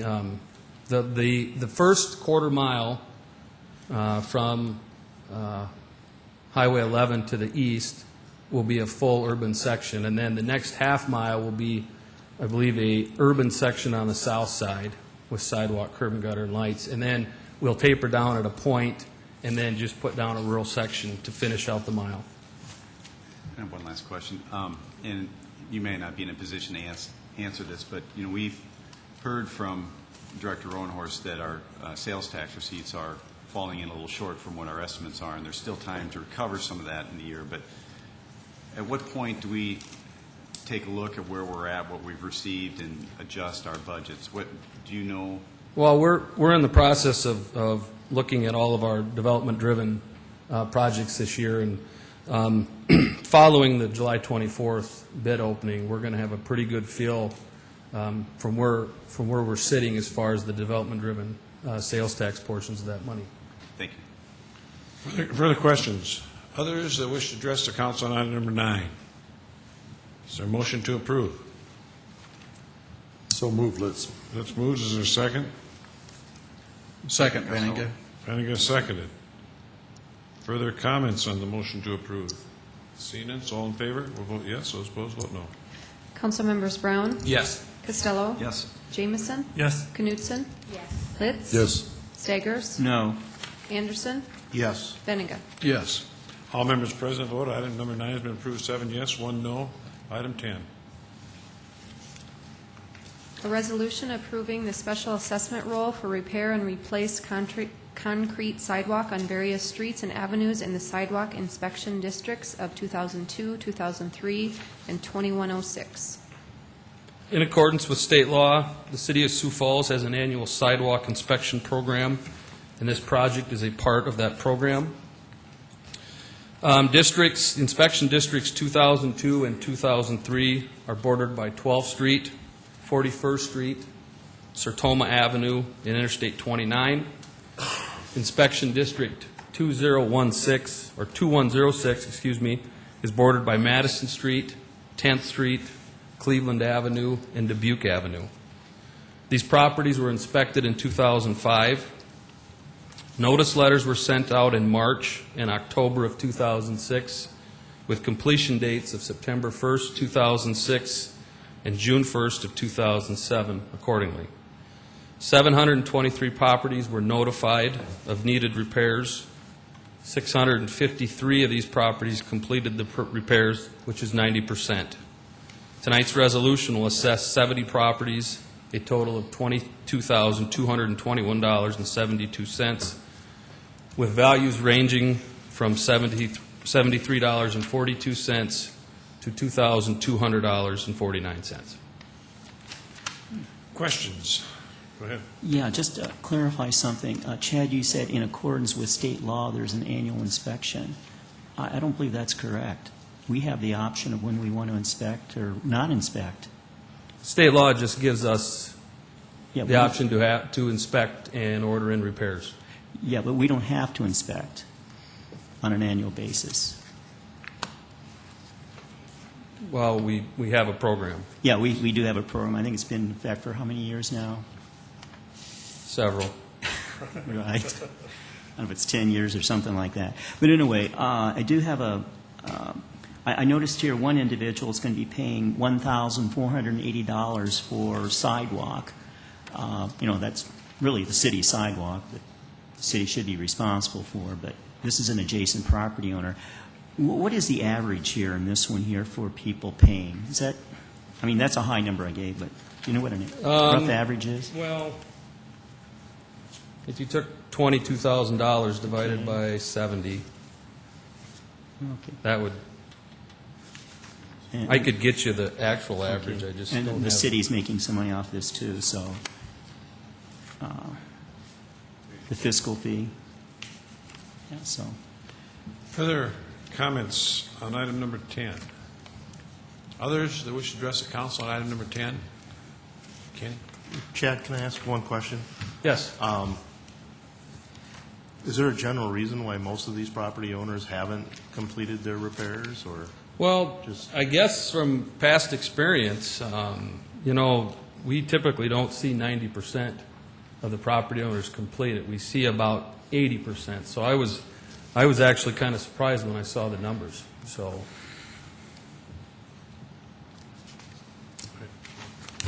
Chad, I can answer a little bit of that, having tried to get somebody to repair some properties for us. Frankly, they can do it cheaper than we can do it, and to get somebody to do it at all is just about impossible right now. You know, and I've been told by some of the developers in town that sometimes they do the work and sometimes they have us do it. So, and I don't know the rhyme or reason. Further questions? Others wish to address council item number 10? Not? Is there a motion? Yeah, I was just going to, well, I guess go ahead and have the motion. If I could have some comments. If somebody wants to give the motion, I'll make some comments on the motion. Knutson moves. Is there a second? Second. Okay, now go ahead, Karen. Yeah, in this list here that I think all of the council has, we see the real names of real people here now who are paying for these sidewalk repairs. And please keep in mind, these sidewalks do not belong to these owners. They just happen to live adjacent to these sidewalks. So these are real people with families and budgets, and I think that, you know, we should send a message here to the community that, you know, tonight, really, the city should take responsibility for its own sidewalks and to vote against this. Further questions? Not. We've got a motion been made and seconded to approve item 10. All in favor of that motion will vote yes. Those opposed vote no. Council members Brown? Yes. Costello? Yes. Jamison? Yes. Knutson? Yes. Litz? Yes. Staggers? No. Anderson? Yes. Benega? Yes. All members present have voted. Item 10 has been approved, 7 yes, 1 no. Item 11. A resolution approving the special assessment role for repair, replace concrete sidewalk on various streets and avenues in the Mayor's Neighborhood Conservation District. This area was inspected in August of 2006, and properties were notified of the needed repairs in October of 2006. The completion date for this work was June 1st of 2007. 89 properties were notified of the needed repairs.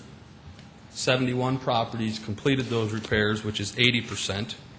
Tonight's resolution will assess 18 properties, a total of $9,462.71, with values ranging from $142.15 to $1,410.75.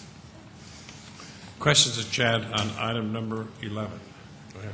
Chad, these were assessed in 2006, and the previous were 2005. How come 2005 gets a year break in comparison to 2006? I don't. The sidewalks inspected in 2005 were done towards the end of the year, and then letters were sent out right away in 06, and then given till either a 6 or 9 month period. One was to the middle or the end toward 06. One was then sometime in 07. So in this case, I think they were given a standard 9 months. Is that something that we have as a standard 9 months then after? We try to give them notice, ample notice to have the repairs made. We try to get the notices out as soon as we get the repairs or get the areas inspected. Okay. And in this case, we inspected them, and I think within a month or two, the notices went out. Further questions, Chad, on item 11? Others that wish to address the council on item number 11? Not. Is there a motion to approve? So moved, Benninger. Benninger moves. Is there a second? Second. Jamison. Further comments? Seeing it, all in favor, we'll vote yes. Those opposed, no. Council members Brown? Yes. Costello? Yes. Jamison? Yes. Knutson? Yes. Litz? Yes. Staggers? No. Anderson? Yes. Benega? Yes. All members present have voted. Item 11 been approved, 7 yes, 1 no. Item 12.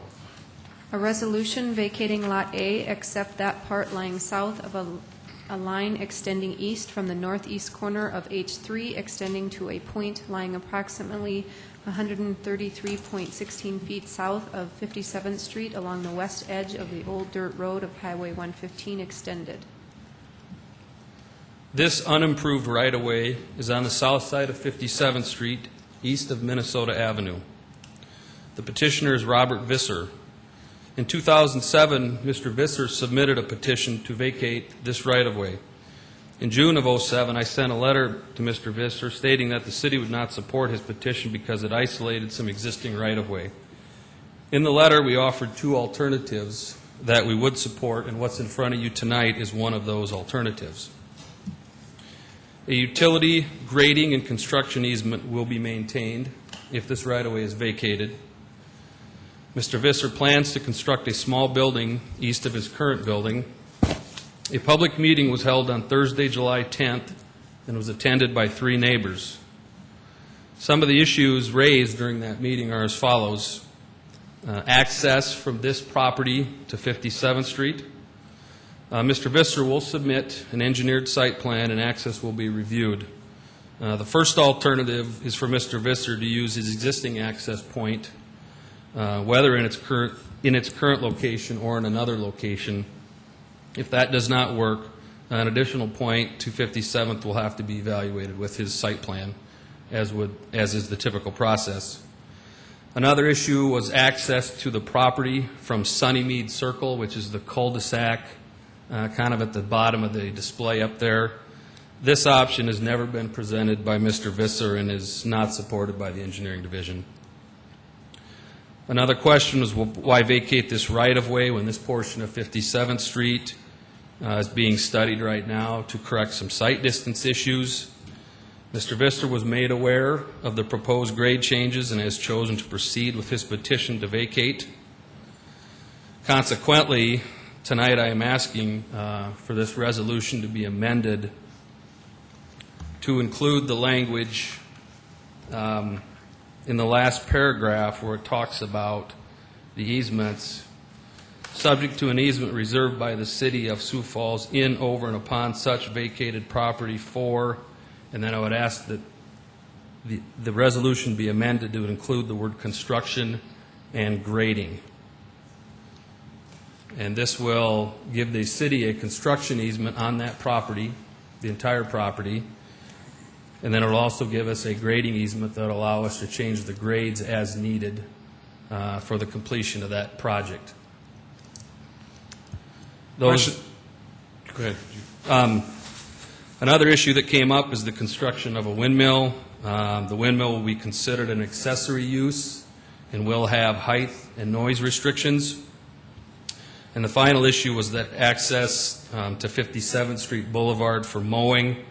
Mr. Visser has agreed to let the Sonstigards use his property if needed to access 57th Street for upkeep of that boulevard. Questions? Okay, Pat. Chad, if we amend that as you proposed, and we would maintain a construction easement on the entire parcel? Yes. Does that effectively eliminate him utilizing it, building on it? Mr. Viss is here to answer some questions about his timing, but yes, that construction easement it's an easement that he will not be able to construct this building while we have that easement. Once we're done with construction, he can come in and then it'll take council action to release that construction easement and grading easement. Further questions of Chad, item number 12.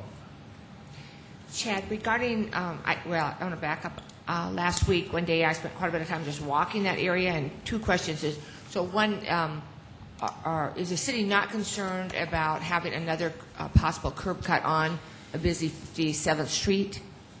Well, it's always a concern. Our access standards really apply to new roads where we have nothing's been built yet.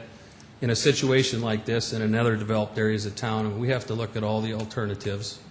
For grade changes and topographic reasons, maybe his existing access point will not work.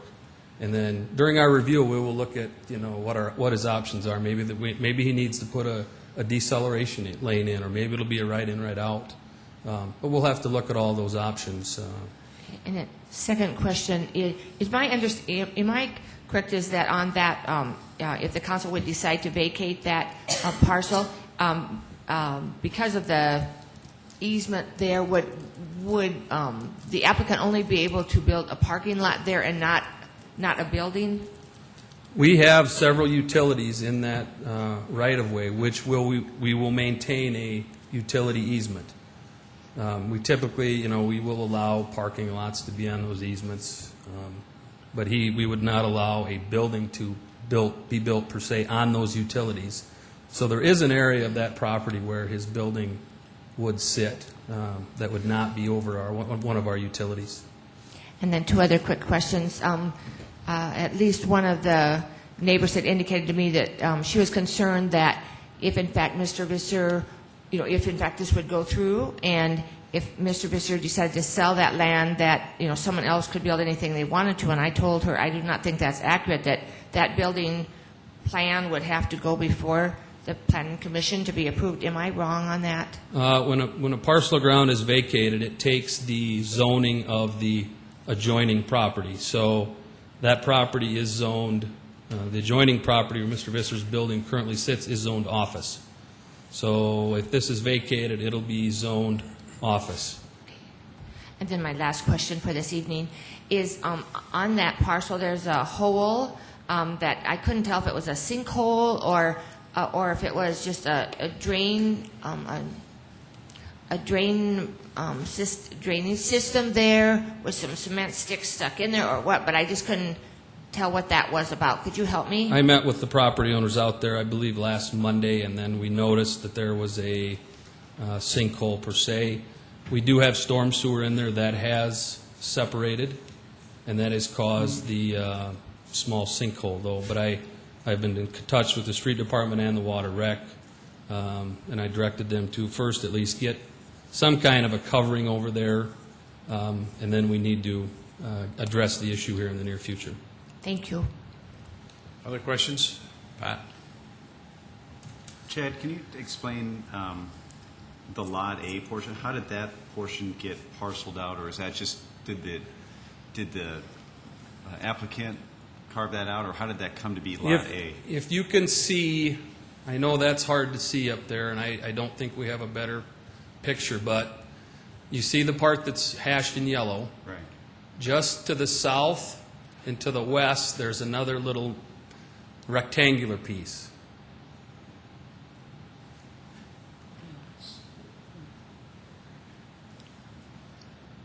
Okay. Yeah. That area there.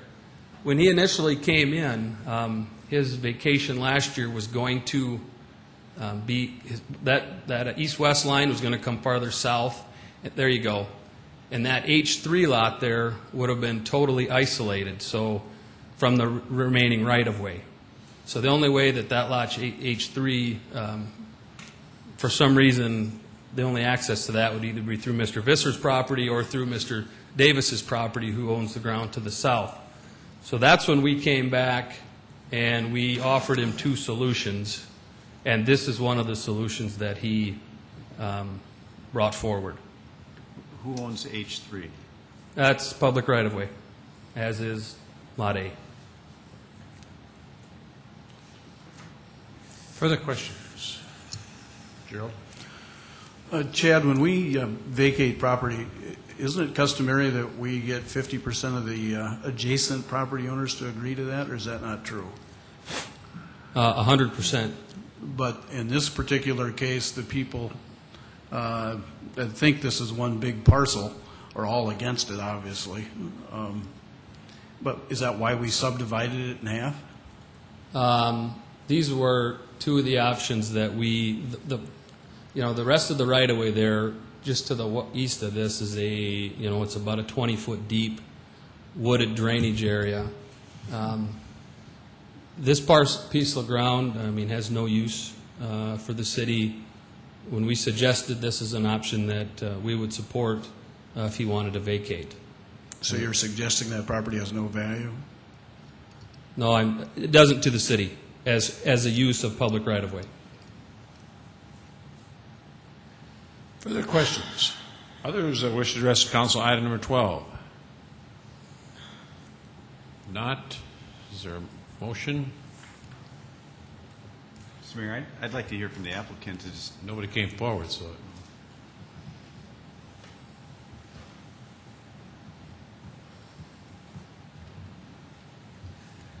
Mayor Munson, Commissioner, City Staff. My name is Bob Christensen. I live at 631 East 21st Street in Sioux Falls. I'm here speaking on behalf of Bob Visser. I'm an attorney in Sioux Falls, and Bob and I have worked closely with the city for some time on this project. And our main purpose here is to communicate to the commission that this property really hasn't been used for anything for about 20 years. That curve you see is South Minnesota Avenue, and when they straightened that out, this was just the residue land. Bob's been keeping it up for as long as he's had his office there. And what our concern is that the city council, I think the motivation for the city council, the most compelling reason to support this resolution is to put this property back on the tax rolls. I think Chad just mentioned it really has no use to the city, but it has a lot of use to Bob because he's got kind of an awkward lot there. And what this will allow him to do is expand to the right and put a building on it at the appropriate spot. We're willing to work with the city on the city's easements. We're willing to work with the city on them allowing to put their trucks in there and their dirt and gravel when they work on 57th Street. At some point in time, we will come back and ask that easement be removed. But we want, Bob's been keeping up this property. He wants the property. He's certainly willing to pay taxes on it. And we just asked the city to approve this resolution. If it would be useful, Bob did bring a model of his building. If he could come up here and maybe show it to you. I'll just mention, see the windmill there? That question came up. In Sioux Falls, we expect our architects to be on the cutting edge of technology and design, and that's what that is. That's just a sign of the times right there. A building being able to generate its own electricity and storing the power in batteries. So you're showing access on there, your property knowledge right over here. Questions? Go ahead. I'm just curious, you've heard that there's going to be a construction easement required on the property. Mm-hmm. Why not wait until that's all through? I mean, my understanding is that because he owns the adjoining property, that he has the first, I guess, right of it to accept it. Why do this now, and why not wait until the construction easement is lifted, or at least till we know what we're going to do? Commissioner, we've never been concerned about timing. Bob's always just wanted this to be done so he can proceed on whether or not there's easements on or not. We've just never been conscious of when to do it. We think the best time to do it is right now. So that's the best answer I can give you. We've just never been concerned about it. We want it. We want it. If the commission can act on it tonight, we'd like to be done tonight. So. Further questions? Go ahead. I guess I know this area, I've been looking at this situation. I drove by a couple of times looking at it. 50th Street, 7th Street is kind of an anomaly as far as an arterial street goes. We're going to be doing a lot of work up there, and I looked at the access on the one, and then you're proposing another access a few feet down from that. And I guess my question would be, have you ever considered a shared access for the two properties?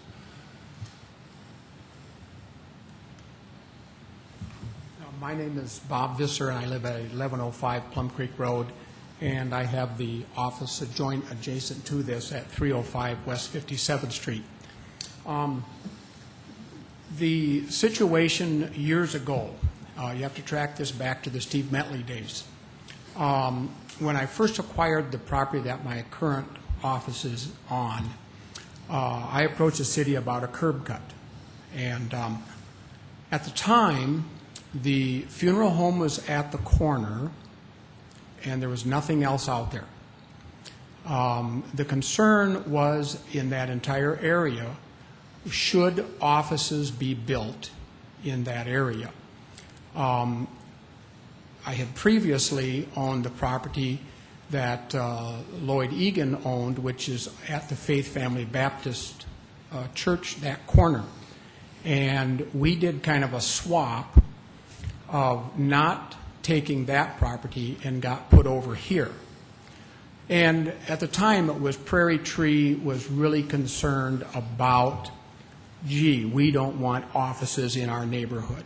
So I said, look, I'm at that time I was a young architect, I was starting my own practice, and the last thing I wanted to do is make a whole bunch of property owners upset that I had the vulgarity of putting an office on a corner site of Minnesota and 57th Street.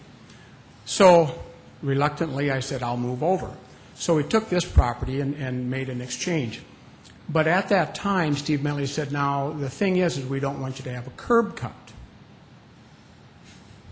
And I don't know how you access property. You know, you need a curb cut. So we came up with a joint resolution with the bank, who had just purchased that property, and myself to share that curb cut. So we have been sharing that curb cut for 15 years. I have been maintaining it and taking care of it. The bank is a very good neighbor, and I've never approached them to cover any costs that come up on that. The situation with the new curb cut is one more of obliging federal law in American with Disabilities Act, which requires you to have direct access to your site, direct access to the front door. So if I were to use the already agreed upon joint driveway and access through my parking lot, then to the new property, that becomes very cumbersome to do. Hence, you do not comply with ADA requirements. So just like you mentioned earlier, you're going to assess people a fee to fix sidewalks. That's because of ADA. If I do this thing wrong, ADA can sue me and fine me for not providing that direct access. So that's one of the reasons why it is important. The other thing is I think we've been very good in the existing situation of the shared access, that I really would like to have this other driveway as shown on the scale model so that I can comply to as much of those federal requirements as I can. Questions, Pat? I'm confused. Where's your shared driveway with the bank? Yeah, if you go back to that other slide that showed that, and it is to the left there, come back a little more, right there. That is half on my property and half on the vacant lot that the bank owns. So, I mean, it's not handy. One of the options we did talk about with the city, and again, this would be expensive to my point, but possibly coming in at the start tip of that yellow and maybe a little bit further over, but then come in there and access the one parking lot that's existing and then access another parking lot that's new. And I said that is acceptable, but then I would need to have my back parking lot come out of Sunnymead. And the neighbors that I've been trying so hard to please and keep happy over there would really be upset if I start to access a parking lot out on Sunnymead. The neighbors up there, and you have to be familiar with Sunnymead, but it serves the new Jeans photography area off to the side, and that does not show on this current photo, but that's a building that was put up maybe a year and a half ago. But then otherwise, the only thing Sunnymead accesses are 1, 2, 3, 4, 5, 6, 7, maybe 8 residences, and they really don't want heavy usage on that road. If this is denied, then we would probably come out on Sunnymead, and that would mean that we would have that access. Bob, I guess what I was talking about was maybe giving up that shared access and moving it a few feet down the road so both of the lots that you're proposing would have a shared driveway. But then it occurs to me is where the utilities are at preclude that. Is that what you're getting at? Yes, that. And then the other thing is we have an agreement with the bank for that existing shared access, and I don't think the bank is going to be real happy about giving that up. Further questions? Others that wish to address the council on item number 12? Seeing no one, is there a motion? Don't they have to, didn't you want to amend it? Yep, we got to get a motion to approve that Got to be some action taken on this. There's got to be some motion.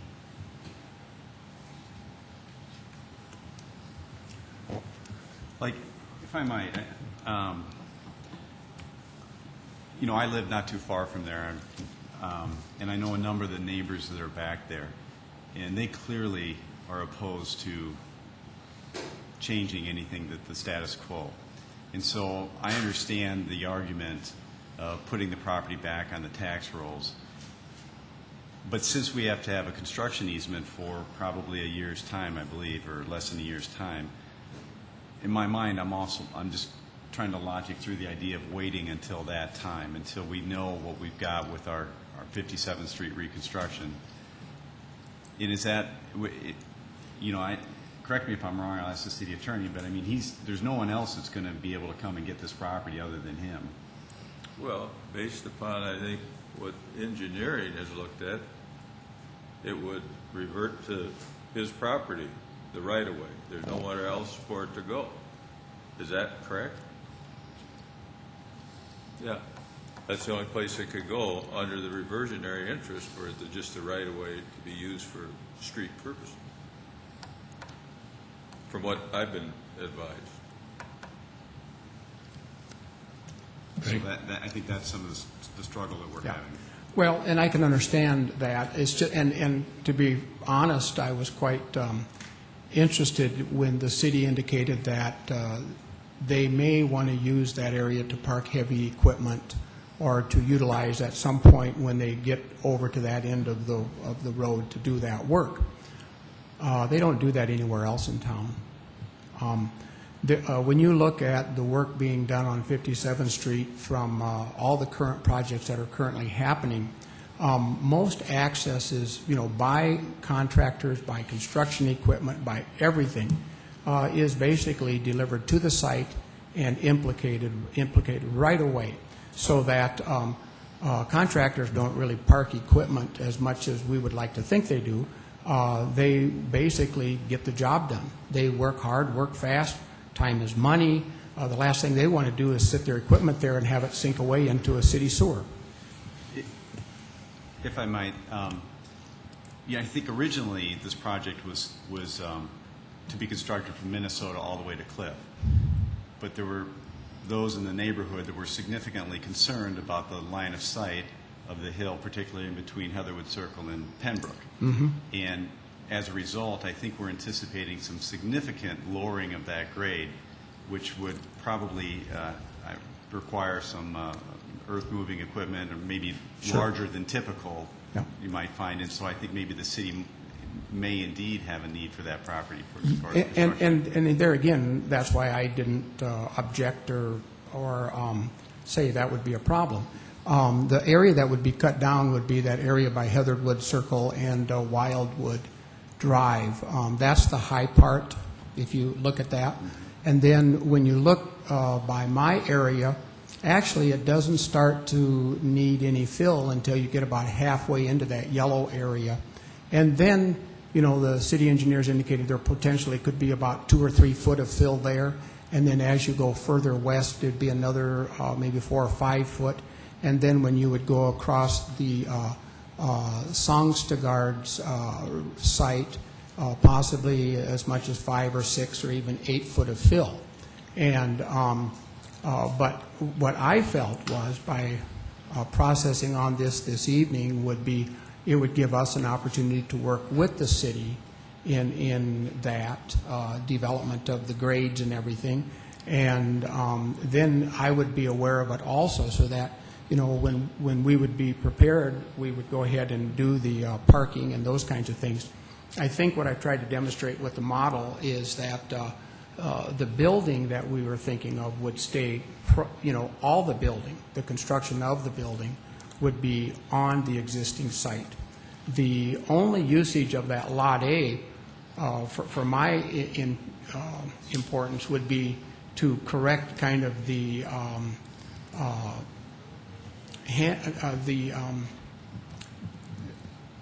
impingement of being set back so far from 57th Street.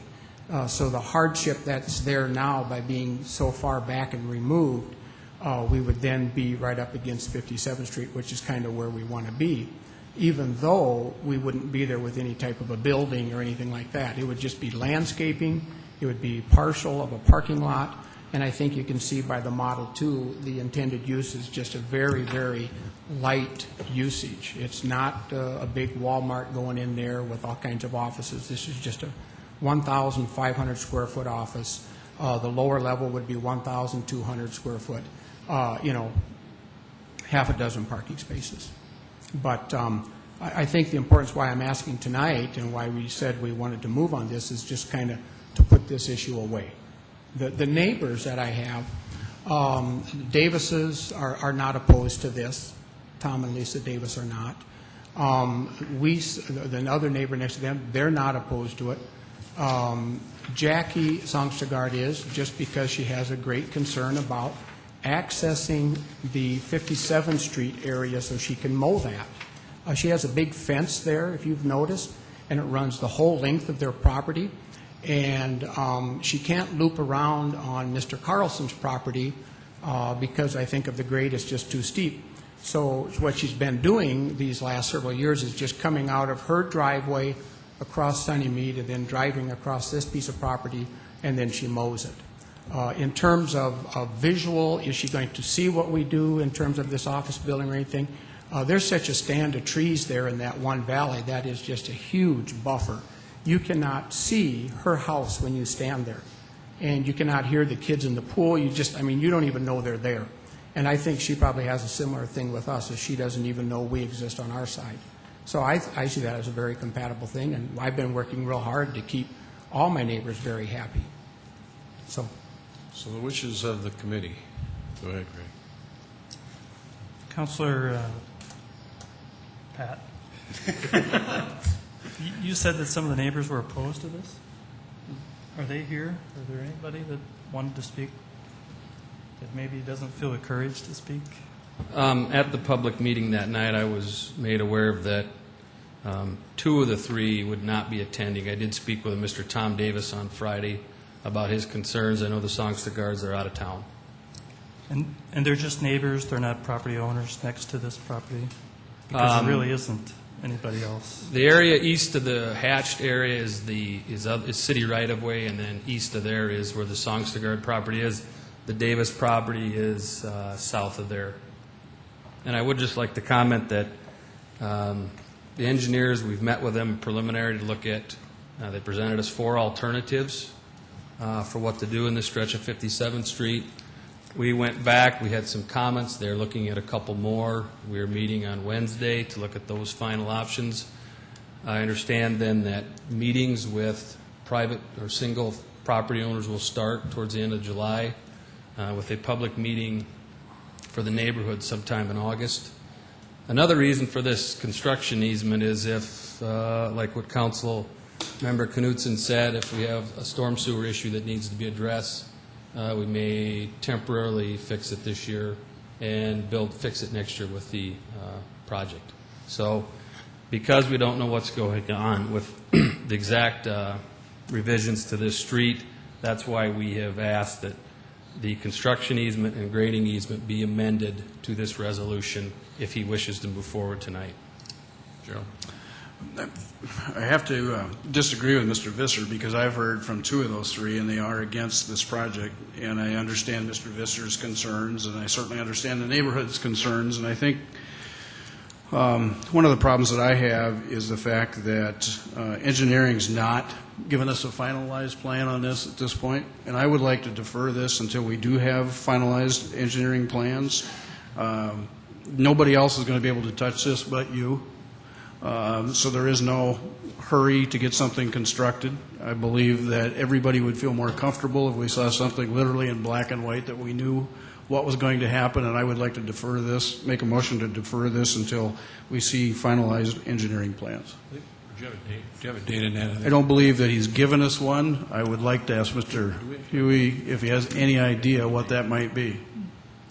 To defer it to? Well, he could give you an approximate date. Then he could defer it again. Well, that would be up to Mr. Visser, and if he has somebody on board to put the site plan together. I'm talking about 57th Street engineering, the people that you are dealing with to what we requested of you a few months back to cut down the hill on 57th Street so that the sight lines were clearer.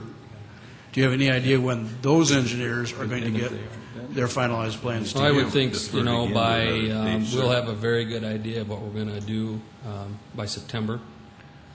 Okay, you want to defer it to, we had a first meeting in December is the 8th, and then you go, no, we go to the 2nd, 8th, and 15th. I would like to defer to September 8th. September 8th is the motion. Okay, is there a second to that motion? Second, let's. Okay. Motion been made, second to defer item 12 till September 8th. Further comments? Not all in favor of the motion to defer till September 8th. We'll vote yes. Those opposed, vote no. Councilmembers Brown? Yes. Costello? Yes. Jamison? Yes. Knutson? Yes. Litz? Yes. Staggers? Yes. Anderson? Yes. Benega? Yes. All members present voted. Item 12 has been deferred until September 8th. Item 13. A resolution vacating east section line right-of-way in southeast 1/4 section 4-101-49 from south right-of-way of East Amadon Street to 415.47 feet south as shown on Exhibit A. This unimproved right-of-way is just south of the intersection of Cliff Avenue and Amadon Street. A utility easement will be maintained. The petitioner plans to use this land in the development of this property, and there is representatives with the petitioner that are here tonight to answer any of your questions. Further questions of Chad and item Bob? Chad, does the state of South Dakota own the other half of that road then if we vacate this tonight? The state of South Dakota will be also vacating this property. So then the person that's on the west side of the road would get the whole road then, is that We'll correct? get just that portion that's being vacated. The half of it? Yeah, just The half. whatever's in yellow there will go to the property to the Then the state of west. South Dakota would get the other half for their right-of-way, the ditch? Well, the rest of that is still public right-of-way. The state of South Dakota is in the process of vacating, now that this construction project is done up here, they're in the process of vacating a lot of ground up here. Because they own some property on the other side of Cliff Avenue, but I guess my question, if they vacate that, then are they going to give it to the person that's going to develop Lot 6, Block 2? Yes. Would that be? Okay, That's that where was the my land will question. go. Okay, thanks, Chad. Further questions of Chad? Others that wish to address the council item number 13? Not. Like to move for approval, Benega. Benega moves. Is there a second? Second, let's. Let's seconds. Further comments on the motion? Seeing none, all in favor of the motion to approve item 13, vote yes. Those opposed, vote no. Councilmembers Brown? Yes. Costello? Yes. Jamison? Yes. Knutson? Litz? Yes. Staggers? Yes. Anderson? Yes. Benega? Yes. All members present voted 7 yes, 1 excused. Item 13 has been approved. Item 14.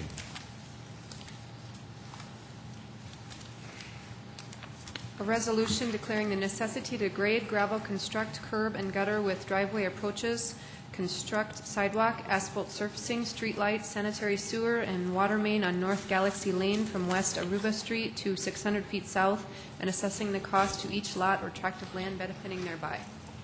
This portion of Galaxy Lane is at Collector Street in northwest Sioux Falls. It is south of Benson Road and east of Marion Road, and is next to a future neighborhood park. There'll be a neighborhood park on the east side of that, and the west side is owned by, is being developed by Paul Fick. Since it is next to a future park, the city will be paying the dollar amount associated with constructing half of that street, and the developer will be assessed for the other half of the street costs. Questions of Chad on item number 14? Chad, do you have any idea how much the cost is going to be for the city? Approximately 75 to 80,000. Other questions of Chad? Others wish to address council item 14? Is there a motion to approve item 14? Move for approval, Benega. Benega moves. Second, let's. Let's second it. Further comments? Seeing none, all in favor of the motion to approve item 14, vote yes. Those opposed, vote no. Councilmembers Brown? Yes. Costello? Yes. Jamison? Yes. Knutson? Yes. Litz? Yes. Staggers? Yes. Anderson? Yes. Benega. Yes. All members present voted. Item 14 has been approved 8-0. Item 15. A resolution authorizing the City of Sioux Falls to gift to the Sioux Falls Regional Airport a rotary motor 72-inch cut.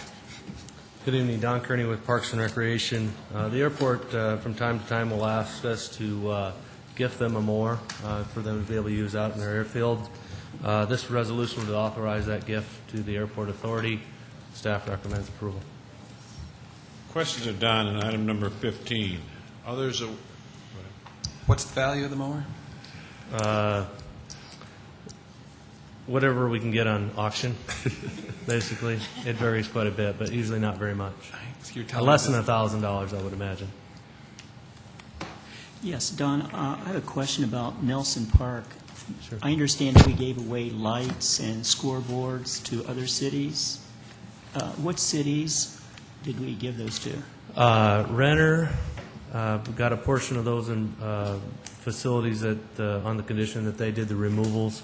Brandon was another one. They got the lights, and there was one other one. Was it Lennox or someplace? Lennox, that's correct. Yes. Now, the question I have is, here we're passing a resolution for a rotary mower. Why didn't we pass a resolution to gift those? We did. Did we? Yeah. Absolutely. Further That's what we questions? couldn't Others wish to address the council. Item 15.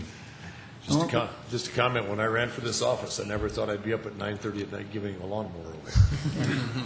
Further comments? Motion to approve. So moved, Benega. Then second? Second, Litz. Let's second it. Okay, all in favor of that motion to approve, vote yes. Those opposed, vote no. Councilmembers Brown? Yes. Costello? Yes. Jamison? Yes. Knutson? Yes. Litz? Yes. Staggers? Yes. Anderson? Yes. Benega. Yes. All members present have voted. Is there a motion to adjourn? So moved, Litz. Is there a second? Second. Brown seconded. All in favor will vote yes. Those opposed, vote no. Councilmembers Brown? Yes. Costello? Yes. Jamison? Yes. Knutson? Yes. Litz? Yes. Staggers? Yes. Anderson? Yes. Benega. Yes. Stand adjourned. All right,